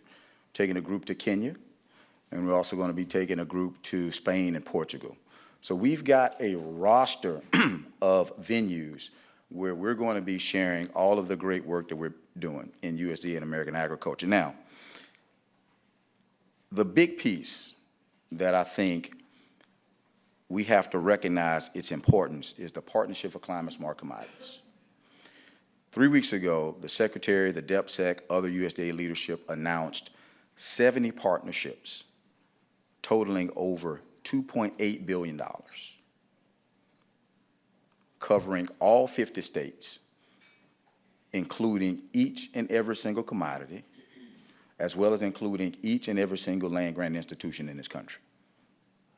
And this is going to go down, I think, as one of the most historical weeks ever in USDA history. It's that important. If you care about global agricultural productivity growth, if you care about feeding hungry people right now and 30 years from now, you've got to realize the importance of the Partnership for Climate Smart Commodities and all the great work it's going to do. We're going to be sequestering more soil. We're going to be enrolling more farmers and producers and ranchers into climate smart practices. We're going to be capturing more methane. There are so many different projects, so much innovation, so much increasing of innovation that's already being employed, that's coming out of this project. I had a chance to be part of some of the early conversations with this effort. And the folks in the room were thinking we might have 40 or 50 applicants. I think 50 was the top number. We got the 50 right. We missed the 1,000. There were 1,050 applications totaling $20 billion in asks for a $1 billion pot of money. So the interest level on behalf of our private sector and our farm communities and our land grant institutions and our trade associations and all of those involved in agriculture was off the charts. I mean, actually off the charts. And so we're super duper excited to see these efforts take hold. Now, Sustainable Productivity Growth Coalition. This was another Deputy Secretary-led effort. It was first unveiled at the Food Systems Summit in 2021. And this has grown to be probably the largest and most successful of all the coalitions that came out of the Food Systems Summit. We've got over 100 members. We've got countries from every region and corner of the world. We've got academia. We've got NGOs. We've got IOs. We've even got Europe, okay? How fantastic is that?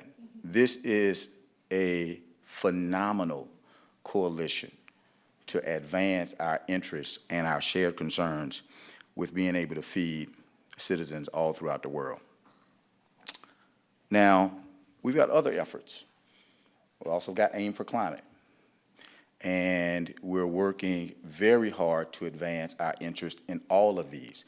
And there will be more that we discuss when we get to some of these international organizations coming up, like COP27. But American agriculture is showing tremendous leadership. All of you, just by being here, are showing tremendous leadership. And that's what it's going to take. And one of the things I like about Virginia Tech and their involvement with these projects is not only the expertise of the current folks involved, but they've got other faculty involved, and they've got students involved. They're training the next generation of ag practitioners to think about growing products in a sustainable way.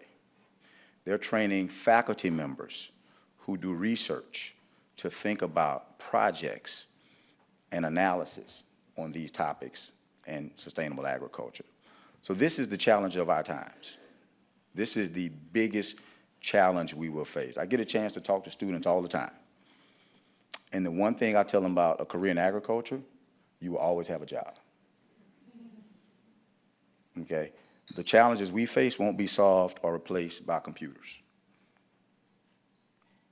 You will need human creativity, human thought processes, and the ability to analyze social sciences on a regular basis to attack these challenges. So we're working at a great place, and we're working on a very, very serious subject matter. And we're going to be successful, but it's going to require the advance and the acceptance of science, technology, and innovation.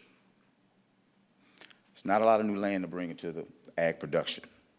In fact, there are some studies that say over the next few decades, the 30% of our land may be unusable for agriculture and farming practices. Think about that, 30%. How do you replace that?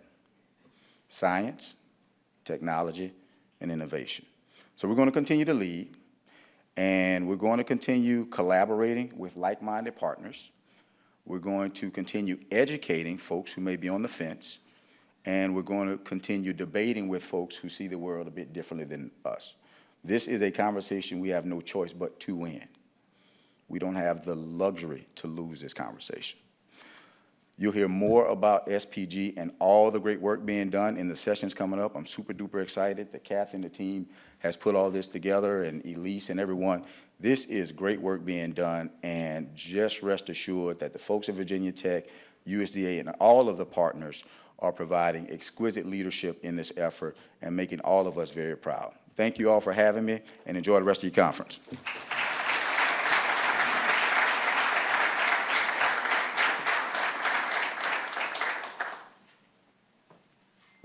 So can I invite the panel members to come on up, or presenters?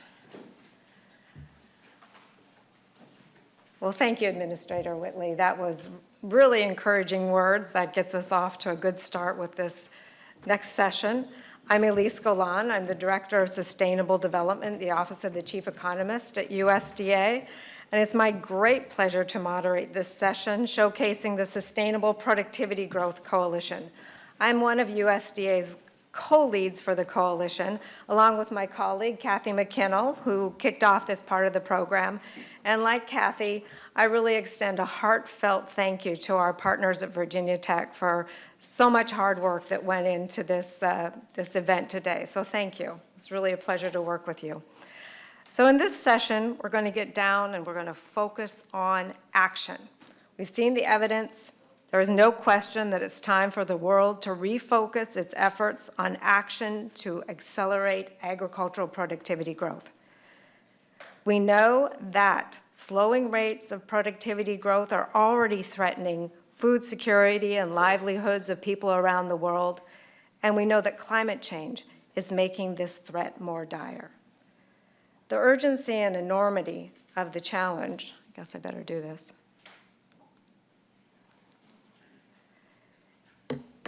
is what motivated the formation of the Coalition of Action on Sustainable Productivity Growth for Food Security and Resource Conservation, or as we're calling it, the SPG Coalition. The goal of this coalition is to accelerate agricultural productivity growth to sustainably meet the multiple and complex challenges facing agriculture and food systems around the world. I'd like to focus just a little bit on that sustainable part of the coalition's name. What is meant by sustainable productivity growth? Well, sustainable agricultural productivity growth is productivity growth that advances social, environmental, and economic development objectives. Those are the three dimensions of sustainable development. It does that to meet the food and nutrition needs of current and future generations. It's worth emphasizing that sustainable agricultural productivity growth is not a one-size-fits-all technological solution. It depends on place-based strategies appropriate to different geographies, crops, farm types, markets, and socioeconomic conditions. The SPG Coalition, through its name and intention, is focused on sustainable productivity growth. The coalition takes and seeks to promote a holistic approach to productivity growth that considers impacts and trade-offs among multiple objectives spanning the social, economic, and environmental dimensions of sustainable development. These include, but are not limited to, biodiversity, food security, nutrition, food affordability, farm income, farm worker income and well-being, equity and inclusion, food loss and waste, resource conservation, climate change mitigation and adaptation. This list is really long, And I bet if you asked any coalition member here in the audience, they could add a lot more to this list. Well, how do we fuel sustainable productivity growth? I'll quickly remind everybody, as emphasized in the first part of the program, that productivity growth is not the same as increasing production. It's about improving the efficiency with which inputs are used to produce output. As also emphasized in the earlier part of the program, the major driver of long-run sustainable productivity growth is innovation, including technological and managerial innovations, innovative nature-based solutions, and new institutional arrangements and infrastructures. Knowledge capital is a major driver of innovation and hence productivity growth. Knowledge capital itself is driven by public and private investments in R&D. It's also driven by the evolving expertise of farmers, ranchers, and natural resource managers who are learning something new on a daily basis about the changing world we're living in. It's also fueled and amplified through uncommon collaborations that leverage diverse types of knowledge and help to widely disseminate and increase the uptake of best practices. In the presentations in this session, the SPG Coalition members will showcase initiatives across all of these drivers. The coalition itself, in the breadth and depth of its membership, as an example of uncommon collaborations. Before jumping into the showcase, I'm going to leave with you some links for information about the SPG Coalition, including the terms of reference. You can join us and how to join us. You can find on our website here. I think you have the QR codes to find this site on the little cards at your table. You can also find more information about productivity growth, what it is, how to get it, why we need it, also on this website. Okay, so now I'm going to turn to the showcase of action by SPG Coalition members. Drum roll, please, everyone, and hang on to your seats because, as you can see, this is going to be a fast-paced overview of some of the wide variety of concrete actions taken by SPG Coalition members. These actions, the actions that included here, they vary by sector, by region, by approach, by scale of operation. They do not vary, however, in their focus on sustainable productivity growth and the importance of considering social, economic, and environmental objectives simultaneously. Okay, it's a pleasure to welcome our first speaker to the podium, Jocelyn Brown Hall, the Director of the Liaison Office for North America of the Food and Agriculture Organization of the United Nations. Jocelyn, it's all yours. And here's how you advance. Up and down. I challenge anyone to a longer title than mine. Good morning, everyone. For those, I see a lot of friendly faces out there, and for those of you who don't know me, I hope you come up to me afterwards and we can speak about Food and Agriculture Organization and sustainable agriculture. Sustainable agriculture is in our DNA at FAO. We are older than 75 years, and while our practices may have changed and our knowledge and our technical assistance may have changed, really the goal has been since World War II to ensure that we do have enough food for everyone at a sustainable manner.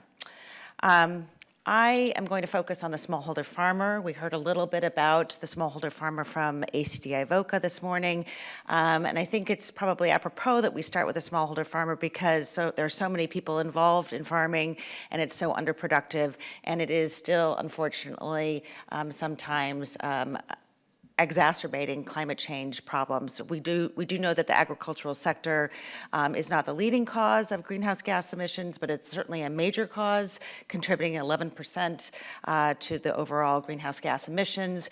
And unfortunately, the smallholder farmers, as are other farmers, are both casualties of and contributors to those effects. We in FAO developed an approach, a paradigm called Save and Grow. It's exceptionally interesting, Save and Grow paradigm. And what it was is to really look at what the climatic conditions were in a country, then work with farmers, private sector, government, researchers to come up with solutions for that, but really bringing a coalition together, and that's part of our strength, is this convening power. Then addressing agronomic solutions to those specific places. I note that Elise's slide said no one size fits all, so what is good for, Iowa is not good for Florida, it might not be good for Sri Lanka, might not be good for Zambia, which I will talk about later. But really trying to be mindful about where we were, and then finally making it sustainable for farmers, especially those who don't have access to credit, may not know where their land boundaries are, and may have other challenges, supporting other families or climatic changes. I'm going to focus on two specific examples that we use, and bear in mind these are very low technology, very basic interventions, but it just also shows you how far we need to go in terms of what actual farmers out there are facing. So in Sri Lanka, we've been working there with our approach since 2017, and in Sri Lanka there's both upland and lowland agriculture, upland being more tea and maize, lowland being your traditional rice.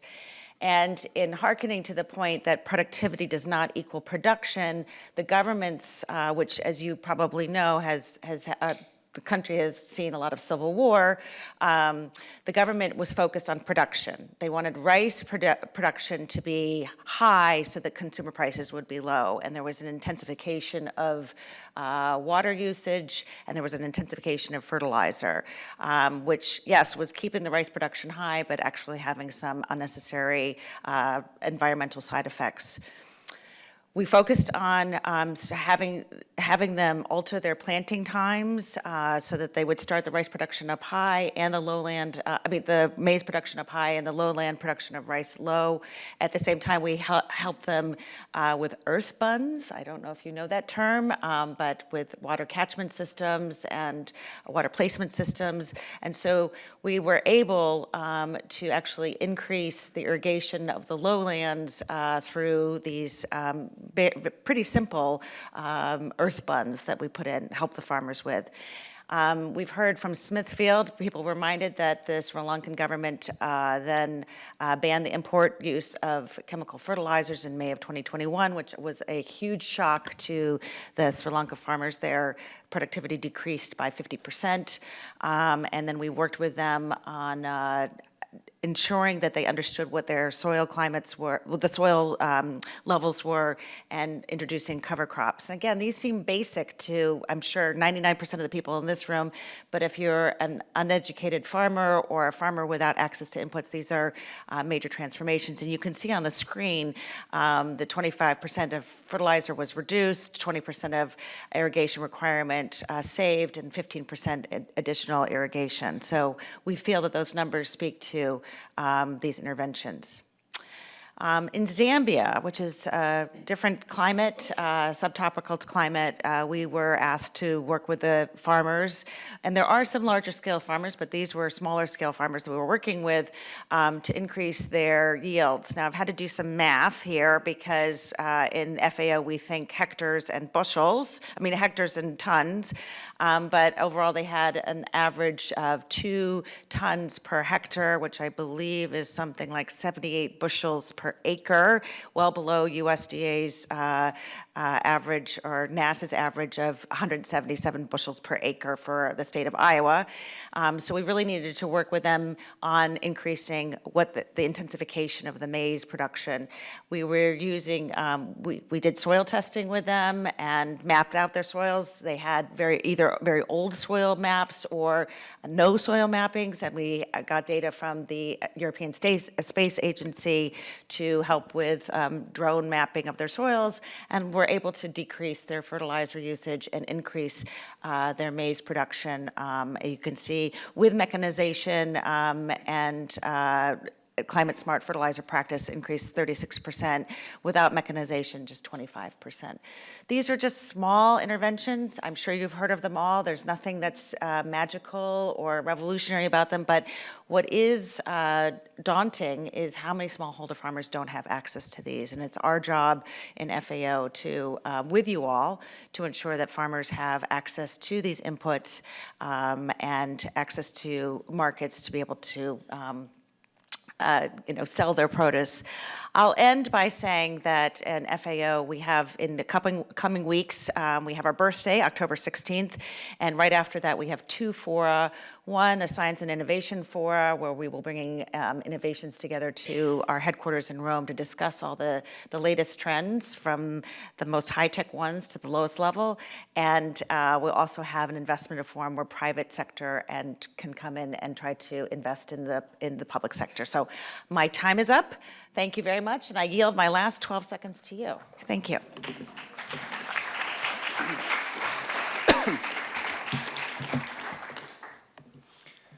Okay, good morning, everyone. My name is François Chrétien. I'm a research director at Agriculture and Agri-Food Canada, the science and technology branch, and it's really an honor to be here this morning to talk about a new initiative that we've launched in Canada, which is called Living Labs.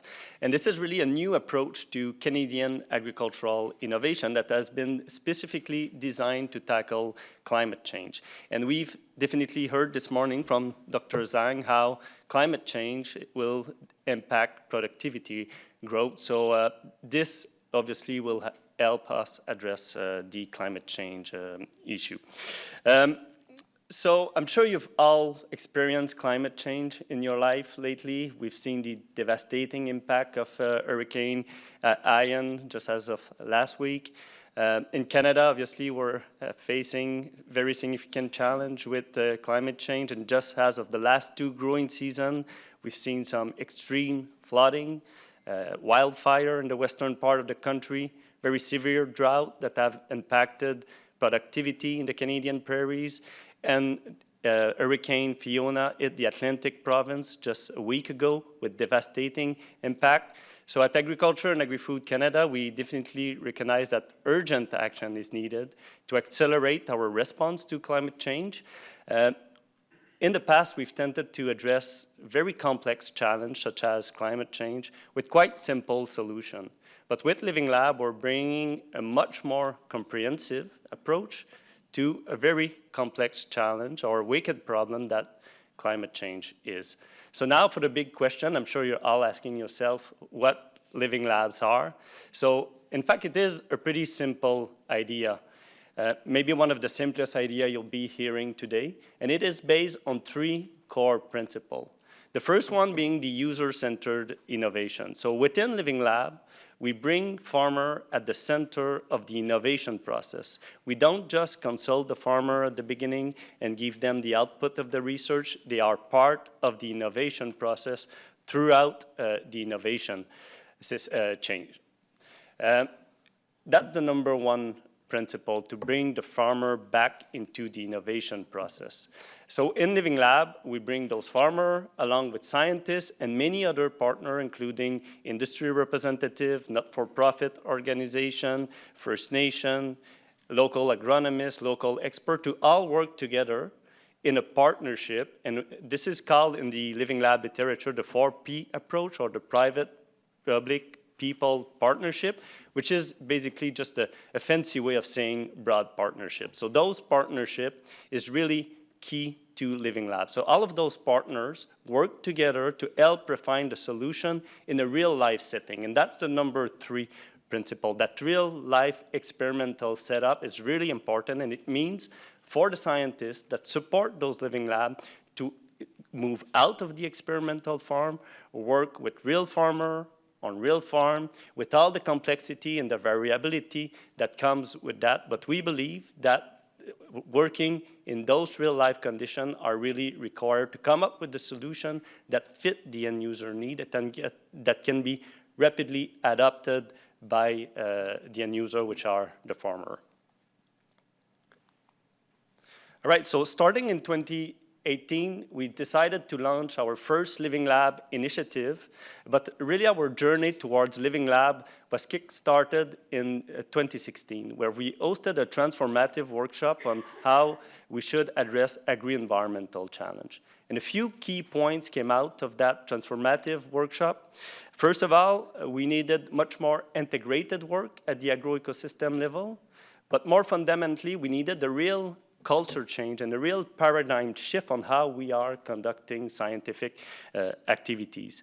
We needed to break down silos between scientific teams. We needed to break down silos between natural and social science. And most importantly, we needed to reconnect with the farmer, with the end user. So that was really key for us to develop this new initiative.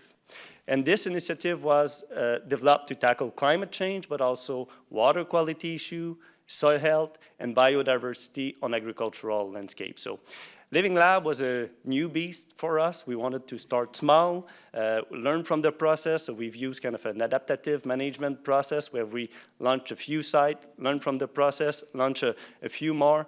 And really now it's picking up. We've had some very early success in terms of developing new crop rotation, new way of working with no-tills, etc. But it is really an unprecedented level of collaboration, and that's what we're hearing from all our partners on the ground. So that was really our startup phase. Now we're in what we call our scaling up phase. So we've launched a new program in Canada. It's a $4 billion investment under the Natural Climate Solution Fund. And in this investment, there's the Agricultural Climate Solution Program that has two main streams. The first one being the Living Lab stream that will establish a pan-Canadian-wide network of Living Lab over the next 10 years. So it's a $185 million investment to establish Living Lab right across Canada. There's also a complementary stream to that, which is the On-Farm Climate Action Fund that will help support the adoption of the technology and the innovation that have been co-developed under the Living Lab stream. So these are meant to work together. So with the Living Lab stream, we work throughout the innovation chain to co-develop innovation, and with the On-Farm Climate Action Fund, we help large-scale and broad-scale adoption of those new technology. And just as of July, Minister Bibeau, our Minister at Agriculture and Agri-Food Canada, announced the launch of 9 new Living Lab. So we now have at least one Living Lab per province in Canada, and each of these Living Lab are very significant and large consortia of partners working together to tackle climate change and other agri-environmental challenge. I've mentioned that many times, but the ultimate outcome of Living Lab is really the rapid adoption of beneficial management practices by Canadian farmer. And in order to do so, we really need to reconcile the natural science and the social side. We know, for example, that economics are important when it comes down for producer to adopt a new practice, but we need also to understand much better the human dimension side of things. For example, what are the producer value and how those values are impacting the decision-making process. So we need really to bring that human dimension as part of the innovation process, and that's what we do with Living Lab. I see my time is up, so I'll leave it at that, but I'll just conclude by saying that Living Lab is a great tool to be on the solution side to climate change and bring all the different partners to work together and develop new innovation. So with that, thank you very much, and I'll turn it over to the next speaker.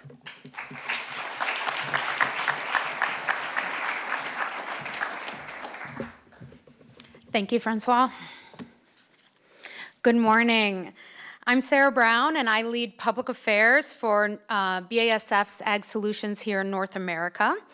And I'm based here in Washington, D.C., but today I'm excited to share the work of some of my colleagues down in Latin America. But first, I really want to thank Virginia Tech CALS. The land-grant institutions here in the United States are truly the backbone of innovation, ag innovation in our country, and also globally, and it's always really exciting to see what we're doing. Personally, I grew up in a farm where we always had extension projects happening in my backyard, and it's amazing to see this research continue and how we're helping with efforts like this, especially looking at sustainability abroad. So I'd like to introduce you to a very exciting pilot that we've been doing in Latin America. On the screen here are some of my colleagues and some farmers that we're working with in Colombia. So 1 million Latin American farmers depend on rice for their diet, employment, and their income and feeding their families. About 80% of these are smallholders who cultivate rice manually and farm fewer than 3 hectares. They face many challenges, including increasing the productivity of their farmland and with efficiencies of ag inputs and ensuring responsible use of crop protection for the safety of their families and farm workers. Rice cultivation is very labor intensive in these areas. As you can see here in some of these pictures on this slide, crop protection products are applied manually, typically with motor-assisted backpack sprayers, and they walk through the fields to scout and to apply. They can cover very limited surface area in one day. It's very labor intensive. This is very inefficient as compared to tractor application, and unfortunately, due to the terrain and also cost of tractors, this is really, it's really difficult for these farmers to have access to that in these regions. Also, as you can see here in rice fields, it's a very muddy terrain, so it's very hard work for these workers, and it's very inefficient as they have to walk through to treat these fields. And they also typically spray the crop protection products in front of them and walk through the freshly sprayed foliage, which if workers are not trained properly, this can pose risk. So BASF set out to explore the feasibility of using drones with precision ag technology on these smallholder farms. So we're working with rice farmers in Ecuador and Colombia to identify the benefits of higher efficiency in crop inputs, reducing costs, and minimizing exposure to crop protection products. Here's some pictures of some of our field days in the pilot that we're currently doing with smallholder rice farmers in Ecuador. And during the field days, we did demo pilots, and farmers and partners tested the application of crop protection products using drones, and we're also trained in responsible use of crop protection product applications. We found that this was also a great opportunity, aside from learning the drone technology, becoming more comfortable in integrating that into their operation, but again, it was also an opportunity to train and educate on safety in these communities. So with this one pilot, we trained over 120 smallholder farmers on responsible use and also visited numerous schools. That was really critical to us, and actually trained over 150 students on awareness of crop production safety, as we found that that's really integral to these communities, that the whole families are aware of the safety element. This pilot has been very successful. We've seen very high adoptions, and farmers have been very receptive. It significantly optimizes the use of crop protection products and also inputs, in particularly water.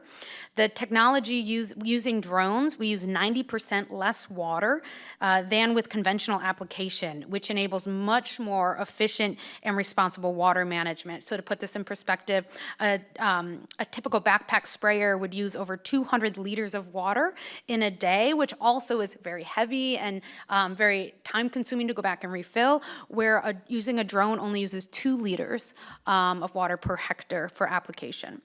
Also, as we mentioned, it significantly reduces any possible risk to workers from any unintended exposure, reduces the environmental impact, and it increases efficiency in application and efficiency for those farmers. Something else that has been really exciting that's come out of this is how this is creating entrepreneurship opportunities for small business. So the drone service provider that we're using specifically in this product in Ecuador, and what's important to us is that we're working with small entrepreneurs to be these service providers and to connect them with smallholders. So this one service provider is a farmer himself that has now grown this business as a service provider, and we think that that's one of the key elements of this pilot as we look to scale and encourage others to replicate this model. So this opportunity has really proven to increase production for smallholders and reduce costs. It's cultivating entrepreneurship opportunities and increasing worker safety in these ag communities. One second, there we go. But the challenge has been in field fragmentation, and we really need to pull together multiple shareholders and partner them with the service providers, and primarily the challenge is economic viability. So right now our focus is working on an economic feasibility study and trying to design how we can replicate a business model for the service providers to connect with smallholder farmers so that these projects and working together is financially viable and they can stand on their own without the support of a company like ours. So we call on partners like those of you here in this room and are encouraging other companies and groups to work to replicate and scale a model like this to help bring drone and precision ag technology to smallholder farms and rural communities. We're more than happy to share the learnings that we have found with anyone that's interested. Our goal is for this to be taken and replicated and used and applied in other areas, and really encourage more partnership there. So I encourage you to go to our website, read more online, and contact me. I'm happy to connect you with my Latin American colleagues that are doing this exciting work. So thank you.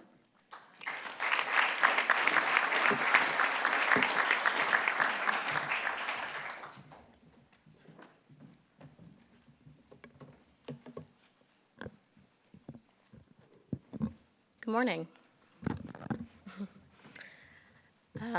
Hello, thank you for having me, Virginia Tech and the USDA and my fellow SPG Coalition members. My name is Nikki Dutta, and I'm a Scientific Program Officer at the Foundation for Food and Agriculture Research, and I'm here talking to you about the Greener Cattle Initiative, an exciting multi-stakeholder program to support the development of commercially feasible solutions that enable the reduction of enteric methane emissions from dairy and beef cattle. I'm here talking to you on behalf of Dr. Juan Tricarico, who is the Vice President of Sustainability Research at Dairy Management, Inc., and unfortunately could not join us today.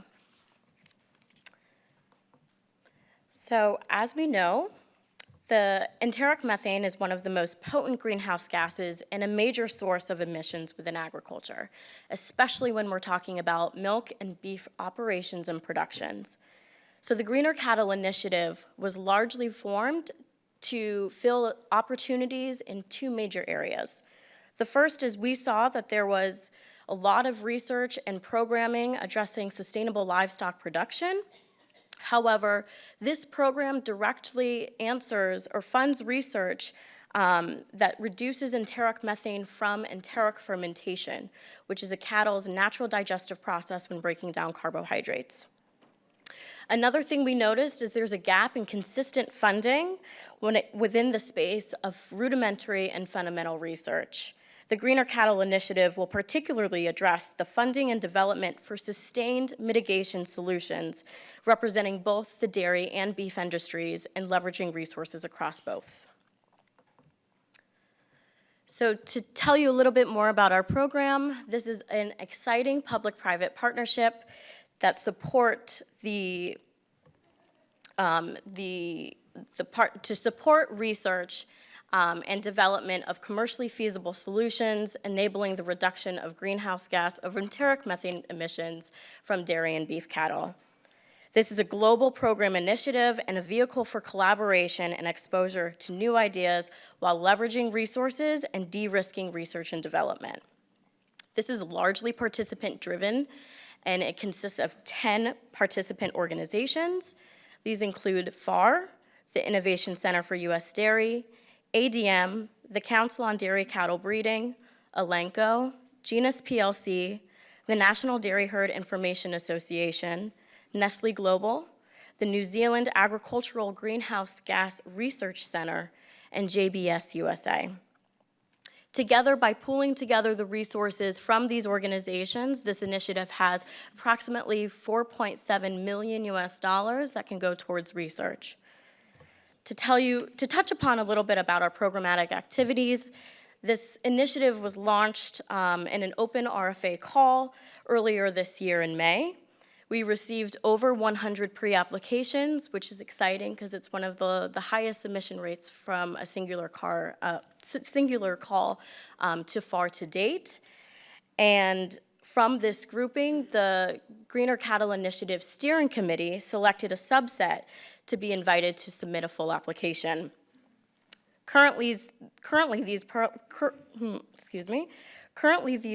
full applications are being peer-reviewed from academic and industry experts, and we anticipate to make award announcements early next year. So please keep your eye out for that. The call focuses on 5 critical research areas. The first being feed additives and supplements. There's numerous research out there that have found that ingredients and compounds fed to cattle in low dosages have the potential to indirectly or directly inhibit enteric methane emissions. The second is rumen microbiome. So these are compounds that have the potential to sequester the enteric methane that happens from within the cow. Third is genetics. So these are selective breeding traits and programs that enable the breeding for low-emitting enteric methane cattle. Fourth is cattle management and monitoring. So these are technologies like sensors, AI systems, and robotics that have the potential to monitor and manage enteric methane emissions directly on an individual animal basis. And fifth are our socioeconomic analyses of enteric methane mitigation strategies, practices, and technologies. FAR firmly believes that by addressing one or a few of these critical research areas, that grantees can make discoveries in nutrition, rumen microbiome, nutrients, and cattle management strategies, as well as gain improved enteric methane life cycle assessments and develop whole farm models. The result will better inform economic and social climate impacts, and we believe that we will be giving solutions directly back into the dairy and beef producers and farmers. So with that, I would like to say thank you. The Innovation Center for U.S. Dairy and the Foundation for Food and Agriculture Research really understands, I feel like along with the rest of this group here, really understands that tackling today's agricultural challenges takes collaboration across industry sectors. We are excited to bring this to you through the Greener Cattle Initiative, which is a really unique funding opportunity, funding pre-competitive research and improving animal productivity through commercially feasible and scalable methodologies and technologies. By funding research that mitigate enteric methane emissions in dairy and beef cattle, the Greener Cattle Initiative is doing its part to advance and increase sustainability, environmental sustainability, and be a climate solution of our future. Thank you so much, and if you have questions, I'm happy to answer them after today's presentations.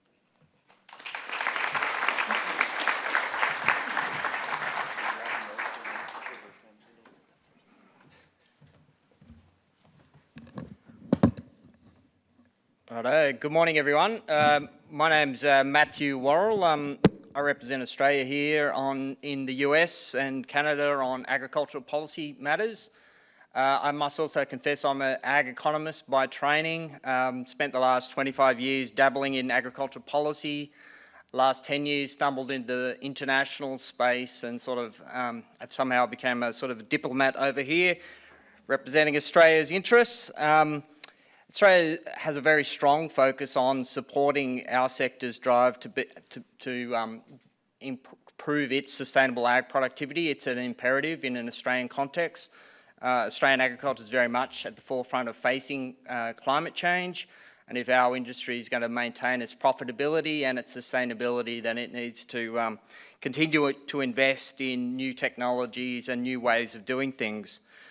This morning, I'm not going to talk about what we're doing in Australia itself, but rather what we're doing to help other countries in helping them with improving their sustainable food systems. And I'm going to talk about some work that's funded by the Australian Centre for International Agricultural Research, which is ACR, and it's an Australian government agency that contributes significantly to Australia's aid program. It brokers, facilitates and invests in strategic partnerships with public and private research institutes to improve the productivity and sustainability of agricultural systems and the resilience of food systems in partner countries. And so ACR has funded research for development projects on protected cropping production systems in Pacific Island countries for the past 10 years. And the most recent project was led by CQ University Australia with the Pacific community as key regional collaborator. And this project, promoting development of protected cropping systems, demonstrates the impact of ACR in accelerating the transition to more sustainable food systems in the Pacific region. Vegetable crop production in the Pacific Island countries of Fiji, Samoa and Tonga is largely conducted by smallholders who are only able to produce crops for part of the year due to damage from high rainfall in the wet season and lack of water in the dry season. Off-season vegetable availability is low and prices are high as the production shortfall is supplied by imports.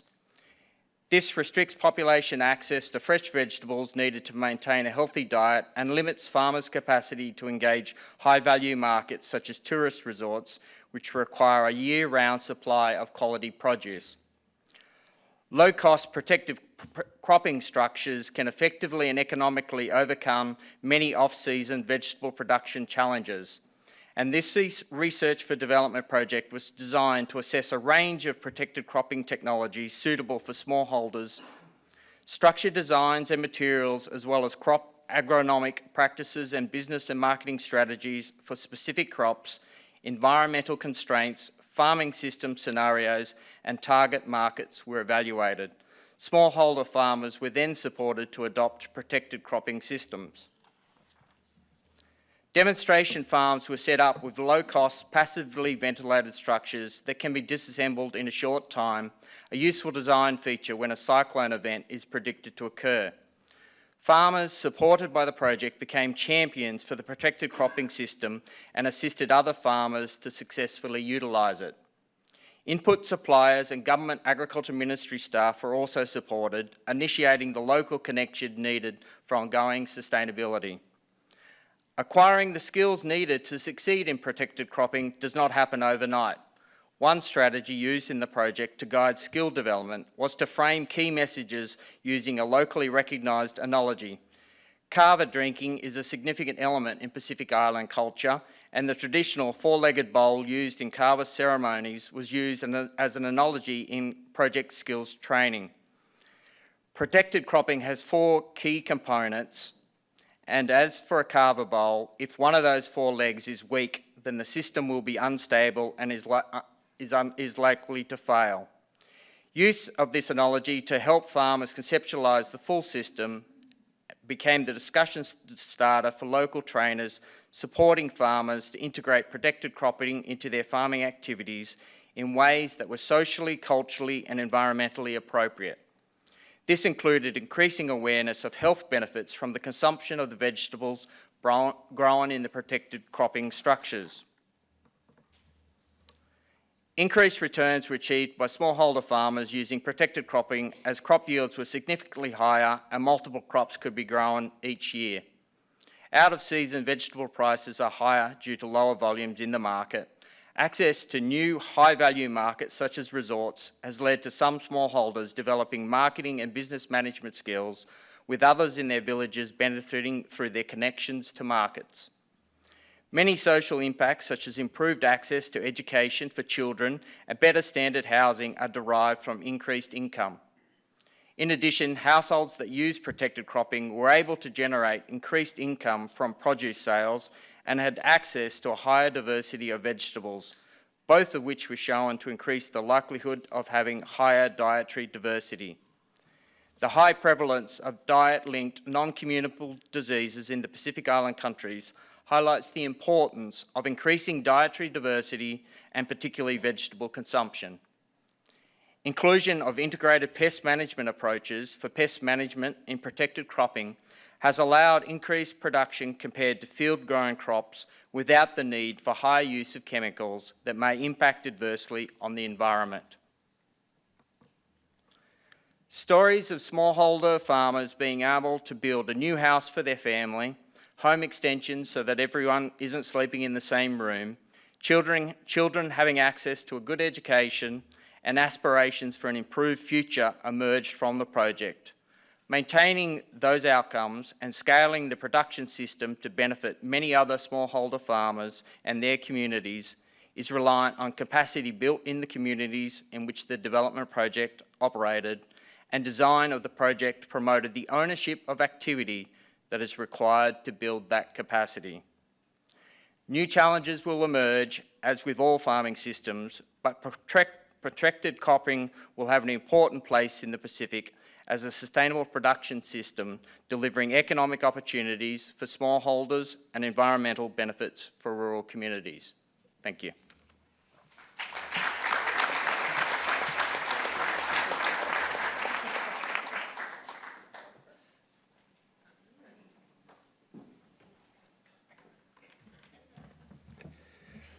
All right, the second Canadian on the one panel. I apologize in advance. So, my name is Pierre Patel. I'm with CropLife Canada. We represent the manufacturers, developers, and distributors of both crop protection and plant breeding, modern plant breeding innovations in Canada. We're also part of a global network represented in about 90 different regions of the world with different membership in each region. So the problem statement that we embarked on was looking at primarily GHG, greenhouse gas emissions, in the context of climate change, and then looking at, obviously, some of the things we've heard about today is decreasing environmental footprints while at the same time continuing to feed the world's population. So we obviously feel that innovation and technology, a theme we've heard quite a bit already, is going to be key to achieving that sustainable productivity growth that we need. So what we did is we commissioned Dr. Stuart Smythe from the University of Saskatchewan to summarize some of the research he's been doing on actually quantifying some of these technologies and what they actually contribute in terms of, in this case, greenhouse gas emissions. And so he looked at adoption of herbicide-tolerant canola in particular from 1995 till today, and measured soil carbon sequestration in those soils based on the reduced tillage that was now not required, and summer fallow, which is a practice of leaving fields uncropped. Why canola? Canola is a fairly significant crop in Western Canada, 90% of which is exported. 20 million acres is grown, 43,000 different farmers include it in their rotation. Pretty significant oilseed export, especially in the context of what's happening in Ukraine today. So some of the findings in Stuart Smythe's work, what he found was in no-till and minimum tillage systems, there was a significant increase in soil organic carbon. Some of the numbers are there, and obviously the full report is available to all of you, and the next slide will summarize it much more succinctly. But he measured the difference in soil organic carbon both from the adoption of no-till and conservation tillage practices, as well as getting away from summer fallow, which was a very common practice in Western Canada prior to the mid-90s, when some of these herbicide-tolerant traits arrived. Summer fallow is, it's a practice that can contribute quite a bit of carbon emissions. There's a lot of tillage required to control the weeds. Obviously, you're not producing a crop in that year as well. So what this continuous cropping system that we now see in Western Canada, we've obviously are producing more. The soils are generally in much better condition than they were previous to this, and they were able to capture and measure some of these results. So in terms of the summary, on the environmental side, what his findings are is that the conservation tillage, including no-till, increased soil organic carbon by 0.12 tons per hectare per year, and that the elimination of summer fallow increased soil organic carbon by 0.42 tons per hectare per year. So turning that into sort of more layman speak was that for an average 1,000-hectare farm, this represents a decrease of emissions of 474 average car equivalents. And so very significant demonstration that these technologies have significantly achieved some of those environmental goals that we're all striving for in this conversation about sustainable productivity growth. On the social side, The survey showed that the use of glyphosate in combination with herbicide-tolerant canola specifically has increased the uptake of no-till, which was a practice that was non-existent before the 90s. And in fact, in the 80s in Western Canada, we had significant events of dust erosion, dust bowls, like we've heard in the 30s down here. But we had significant soil erosion events year after year through the winter, through the summer on some of these fields. And so that has largely been eliminated in Western Canada. I would say that no-till / conservation tillage in Western Canada is at about 70 to 80% adoption rate. So it's a very significant practice that's now widely accepted and adopted across the prime agricultural region of Canada. So obviously that has increased both profitability, has increased yields for that region. In terms of economics, there's a lot of talk about carbon pricing and carbon tax in Canada these days. Much controversy in Western Canada about that, but he also tried to put that into context as well. And so in terms of the carbon sequestration achieved through these practices over the past 30 years, he quantified that into $30 to $71 per hectare would be the equivalent, which when you look at the current carbon tax of about $4 per hectare, more than offsets that. So obviously there's a lot more detail in the report, a lot smarter people involved in the research. So if you have questions about that, happy to take what I can. But look forward to the rest of the panelists and a good conversation. Thank you.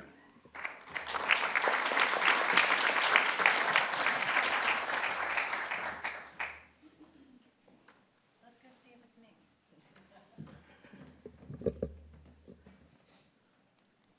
Yes, I guessed right. All right, so good morning. I'm Christina Zola-Peck from IFDC. Thank you for this opportunity to share our TEAMS project, which is funded by the Embassy of Sweden.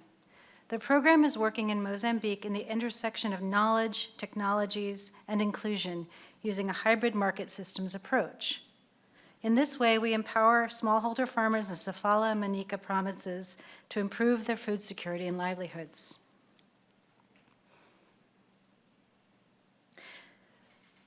The reasons for why these, let me go back one, there we go. The reason for why these provinces struggle to produce enough food are complex. Poor quality seeds and other inputs, weak input and output markets, labor-intensive agricultural techniques, lack of market knowledge and access, human conflict, drought, flooding, other catastrophic climate events, they all combine to cause food insecurity and suppress incomes for smallholder farmers and their families. Mozambique's resilience has been tested by both environmental and human shocks and stresses. The aftermath of a grueling civil war from 77 to 92 left men and women with no viable skills and assets in peacetime. And the country was recently hit by 3 cyclones in rapid succession. Idai in March 2019, just as COVID took off, then Cyclone Kenneth less than 6 weeks later, and then Eloise in January of 2020. In addition to this large human toll, infrastructure was destroyed, fields were flooded, and entire crops were lost. Through experience gained in earlier programs, teams recognized that the conditions for a pure market systems approach were not yet in place. It's what we call a thin market. The linkages between farmers and market actors, who are agro-producers, agro-dealers, input suppliers, service providers, buyers, just weren't strong enough yet to facilitate private sector-driven market systems development. So TEAMS has implemented a hybrid approach, which combines both direct, traditional development interventions with private sector interventions. We support farmers and market actors to develop a continuous and sustainable supply network of inputs and output products, to form producer organizations to improve market access and pricing, and village and savings and loan associations to improve access to capital for investments and emergencies. We train smallholder farmers in the use of climate-smart agriculture practices, CSA, to increase resilience and productivity. The TEAMS program has taken a no-one-left-behind approach to heart when designing the inclusive part of our market systems approach. We've expanded and adjusted interventions to reach more farmers, including ex-combatants, and we put women at the center of our programming, designing activities and innovations that accommodate women's time burdens and traditional obligations. That threshing machine in the bottom photo reduces the amount of labor and time women spend threshing grains and cereals by 85%. It also decreases losses caused by traditional methods, which means more grain to feed families and to aggregate through farmer associations for a good market price. Above, you'll see an agri-dealer in one of 16 retail shops we built to withstand harsh weather, where farmers once gambled with whatever seed they could save from one harvest to the next. These shops provide ready, affordable access to quality seeds, inputs, technologies, and information. So what about the impact over 2 years? 15,418 farmers, 62% women, benefited from improved access to and knowledge of CSA inputs and low-cost, environmentally friendly irrigation systems to intensify vegetable production. Intercropping, crop diversification, and integrated soil fertility management are all part of CSA and contribute to increasing farmer livelihoods by producing quality crops that are more resistant to pests, droughts, and floods. In fact, farmers using flood-tolerant varieties of rice managed successful harvests despite Cyclone Eloise. These farmers were even able to help neighbors who had not planted improved seeds. 7,832 producers, 57% women, doubled crop yields through the adoption of CSA practices and inputs, increasing their income from 38 cents US per day to $1.10. In addition, 10,827 farmers, 59% women, in farmers' associations were trained in post-harvest handling, storage, aggregation, and other skills to minimize post-harvest losses and adequately bulk and store their produce. Farmers' income tripled from $126 a year to $396 a year per farmer. The TEAMS program is implemented in districts where former combatants are farmers as part of Mozambique's disarmament, demobilization, and reintegration process. Teams collaborated with the Peace Process Secretariat to train demobilized combatants in CSA and business skills as part of social reintegration.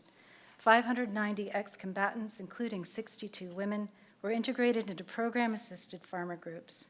These men and women are finding a place and a purpose in their communities and meaningful work. Do you see Flora on that bottom photo in the far right? She earned the money to build herself a house thanks to the skills and linkages she accessed through teams. But then Cyclone Eloise knocked it down. But she has resources to draw on, so she's building herself a stronger house. I'm sending my thanks to our team in Mozambique, especially Wilson Leonardo, and to our esteemed consortium partners, AKSM, AFAP, and UP. And our deepest thanks to the Embassy of Sweden for their ongoing support and belief that we can build resilience, food security, and farmer livelihoods in fragile environments. There's so much more. We've left a couple of printouts from a team's newsletter. There's some QR codes. You can learn more about Flora and some of the amazing women that we're working with. And if you're curious about hybrid market systems, there's more information on how we've implemented that approach in a potato value chain in Uganda. Thank you.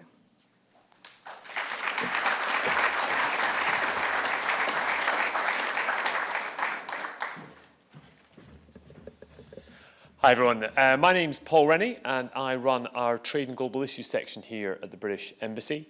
I want to say a huge thank you obviously to the organisers and sponsors who made today possible, but also to a great many friends of the UK and of our government over the years that have worked with us in the agricultural space in the room today. I'm talking to you about the Farming Innovation Programme. And to set the scene, notwithstanding the coronavirus pandemic and its widespread impact, and along with the conflict in Ukraine, there are a range of challenges which we face as we look to the future of agriculture.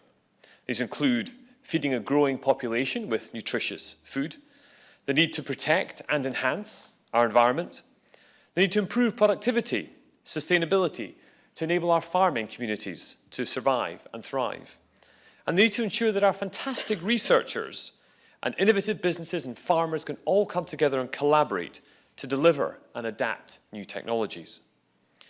And innovation is key to productivity. And this can be unlocked through research and development, national and international competitive pressures, as well as capital investment. And hopefully as well as bringing people together in a room like this to talk to each other again after many years of Zooms and Skypes and Teams. Now, growth in the UK agriculture has lagged in terms of productivity behind many of our international competitors.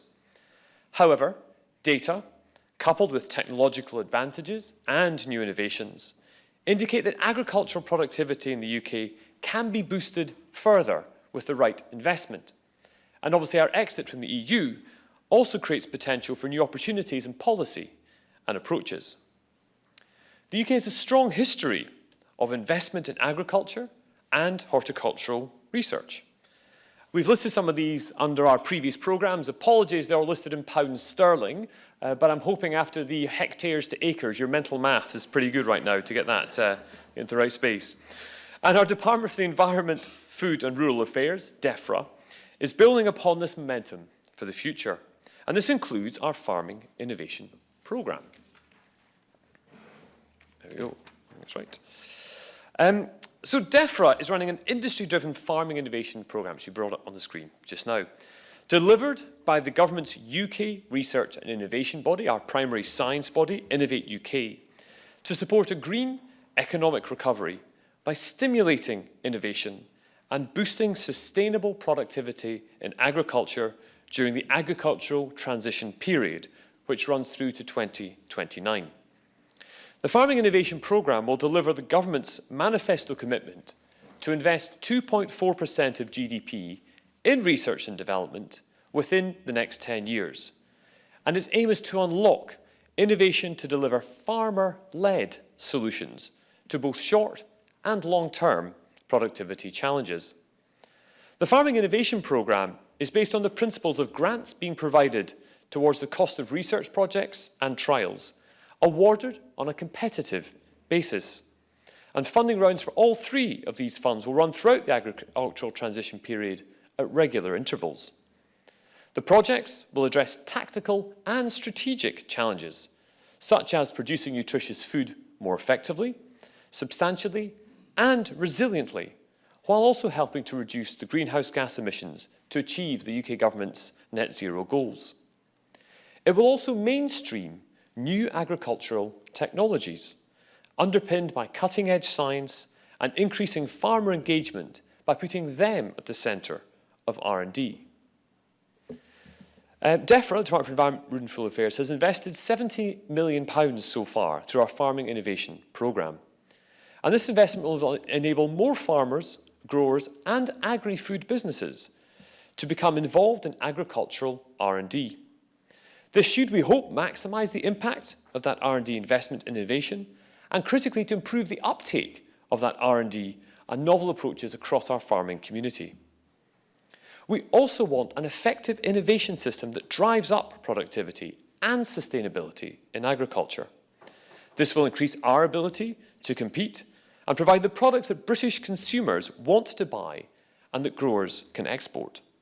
In the long run, we also hope it will improve the resilience of our economy and rural communities, as many other speakers have spoken about today. We also want an effective, innovative system that drives up productivity and sustainability across the board, not just for the UK, but in terms of how we can share that knowledge and learning with colleagues around the world through our international development programmes and as our partnerships emerge with many other countries around the world. Finally, to say a few words, I wanted to share some of the examples of the projects that have already started and are carrying out their R&D where funding has already been awarded. We're looking forward to seeing more of these projects come online in the coming months. The PIG programme, not named by me, but you see what it's going for, brings together farming and engineering expertise to demonstrate a novel farm-focused approach for harvesting of green ammonia from livestock waste.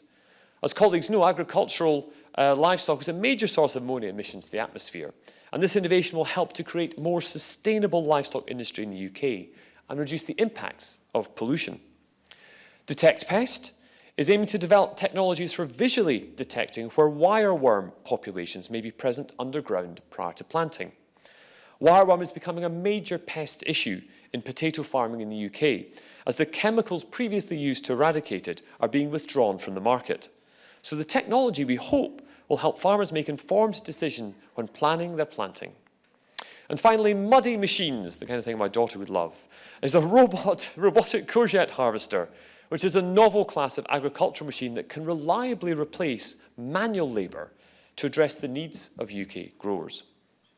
These are just a few of the exciting examples we see coming forward in the Farming Innovation Programme.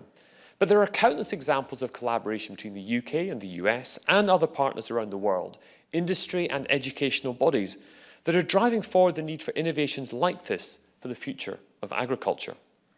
We look forward to continuing all of these partnerships with our colleagues, and this includes building on the legacy of our work at COP26 as we move forward as a sustainable agricultural champion to COP27 in Egypt, with many of our global partners in the room here today. We look forward to a future where we not just have a more productive agricultural landscape, but one that is resilient and sustainable and helps support the people, the communities, climate and nature. Thank you very much.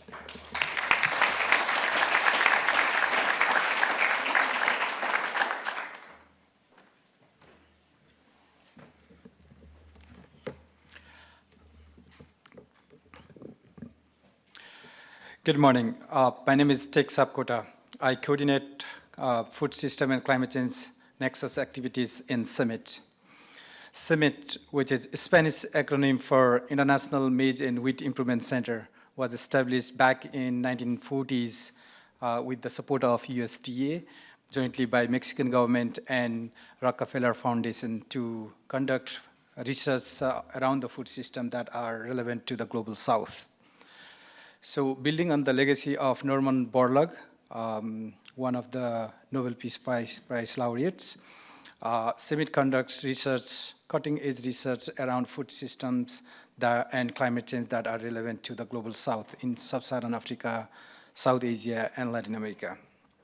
And today I'm going to talk about the climate-smart nutrient management in a smallholder production system. This is one of our initiatives to our food security, resource conservation, and climate change mitigation. And this morning we talked about decreasing agricultural factor productivity, and there are many reasons for that. And unsustainable nutrient management is one of the reasons for decreasing factor productivity, and therefore importance of sustainable nutrient management.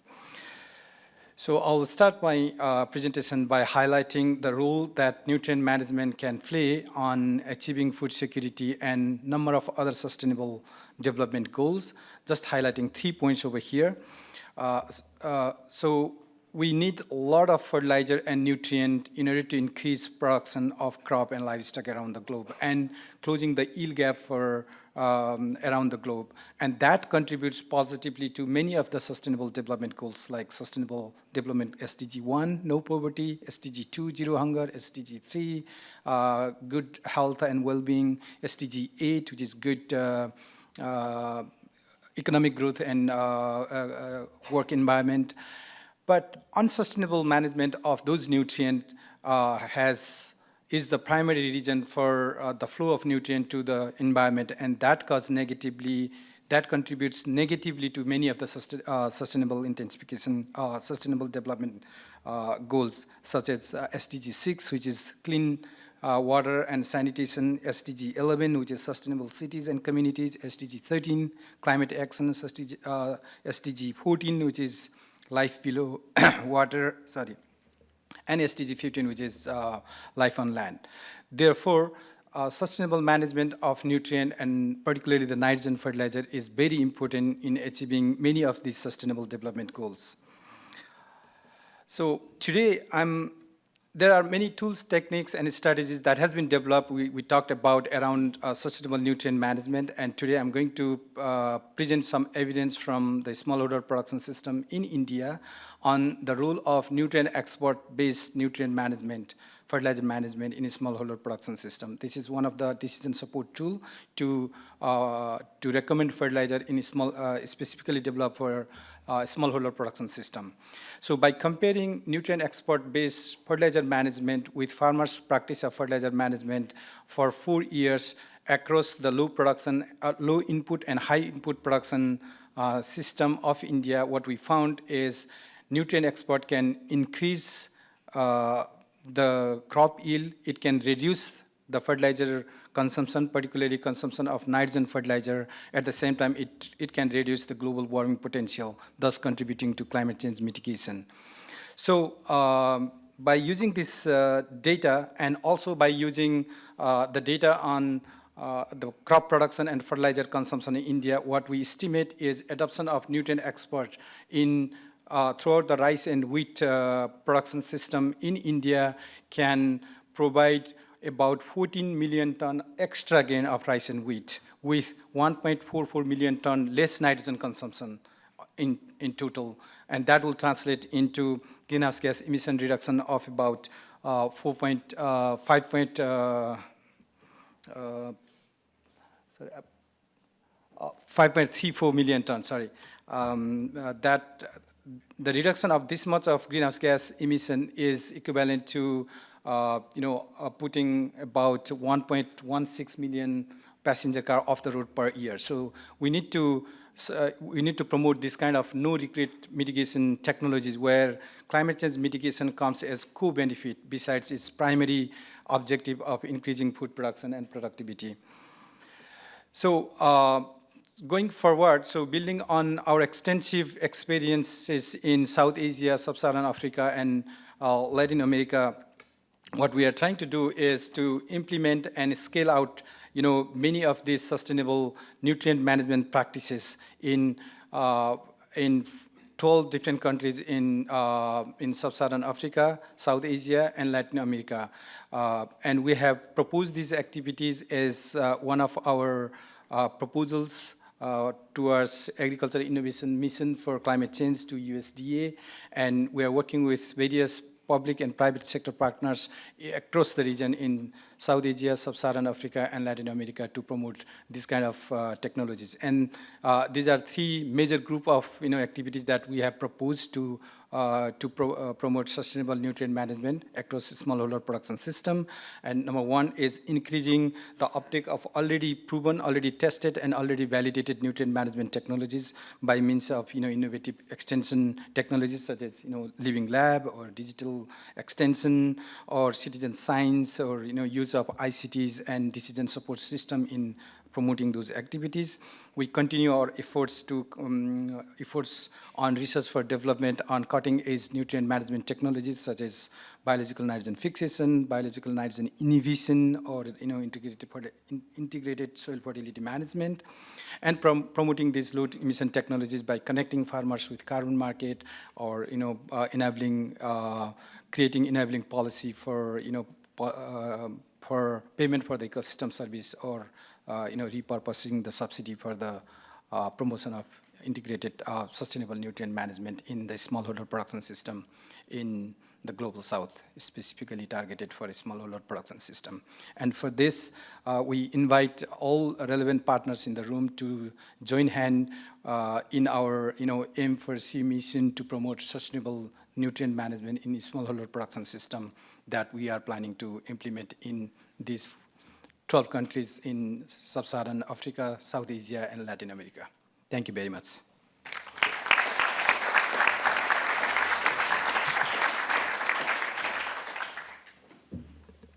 Well, I hope, like me, you enjoyed that. I thought it was fabulous. And thank you to all the presenters. It was a wonderful view of the different types of action we can all take to help accelerate sustainable productivity growth around the world.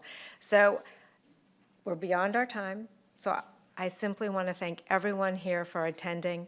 And for, as Tex said, let's join in hands to work together to make sustainable productivity growth a reality and to feed children now and in the future and conserve our resources and combat climate change. So thank you, everyone. Professor, Dr. Thompson, would you like to say a few words? Or? Just a few. Yeah. Thank you very much, Elise, and it was wonderful listening to the panel. I started out our time this morning by sharing some troublesome trends in agricultural productivity growth and some of the challenges that creates, but I'm leaving here inspired. with the stories that we heard from the SPG showcase, from our gap report panel, other stories that I know could be told by others in this room, those online, and others as well. There's some great work going on, and I think we can solve this challenge. So thanks for your support of this, for your attendance, and for the work that you do, and have a wonderful day. Thank you.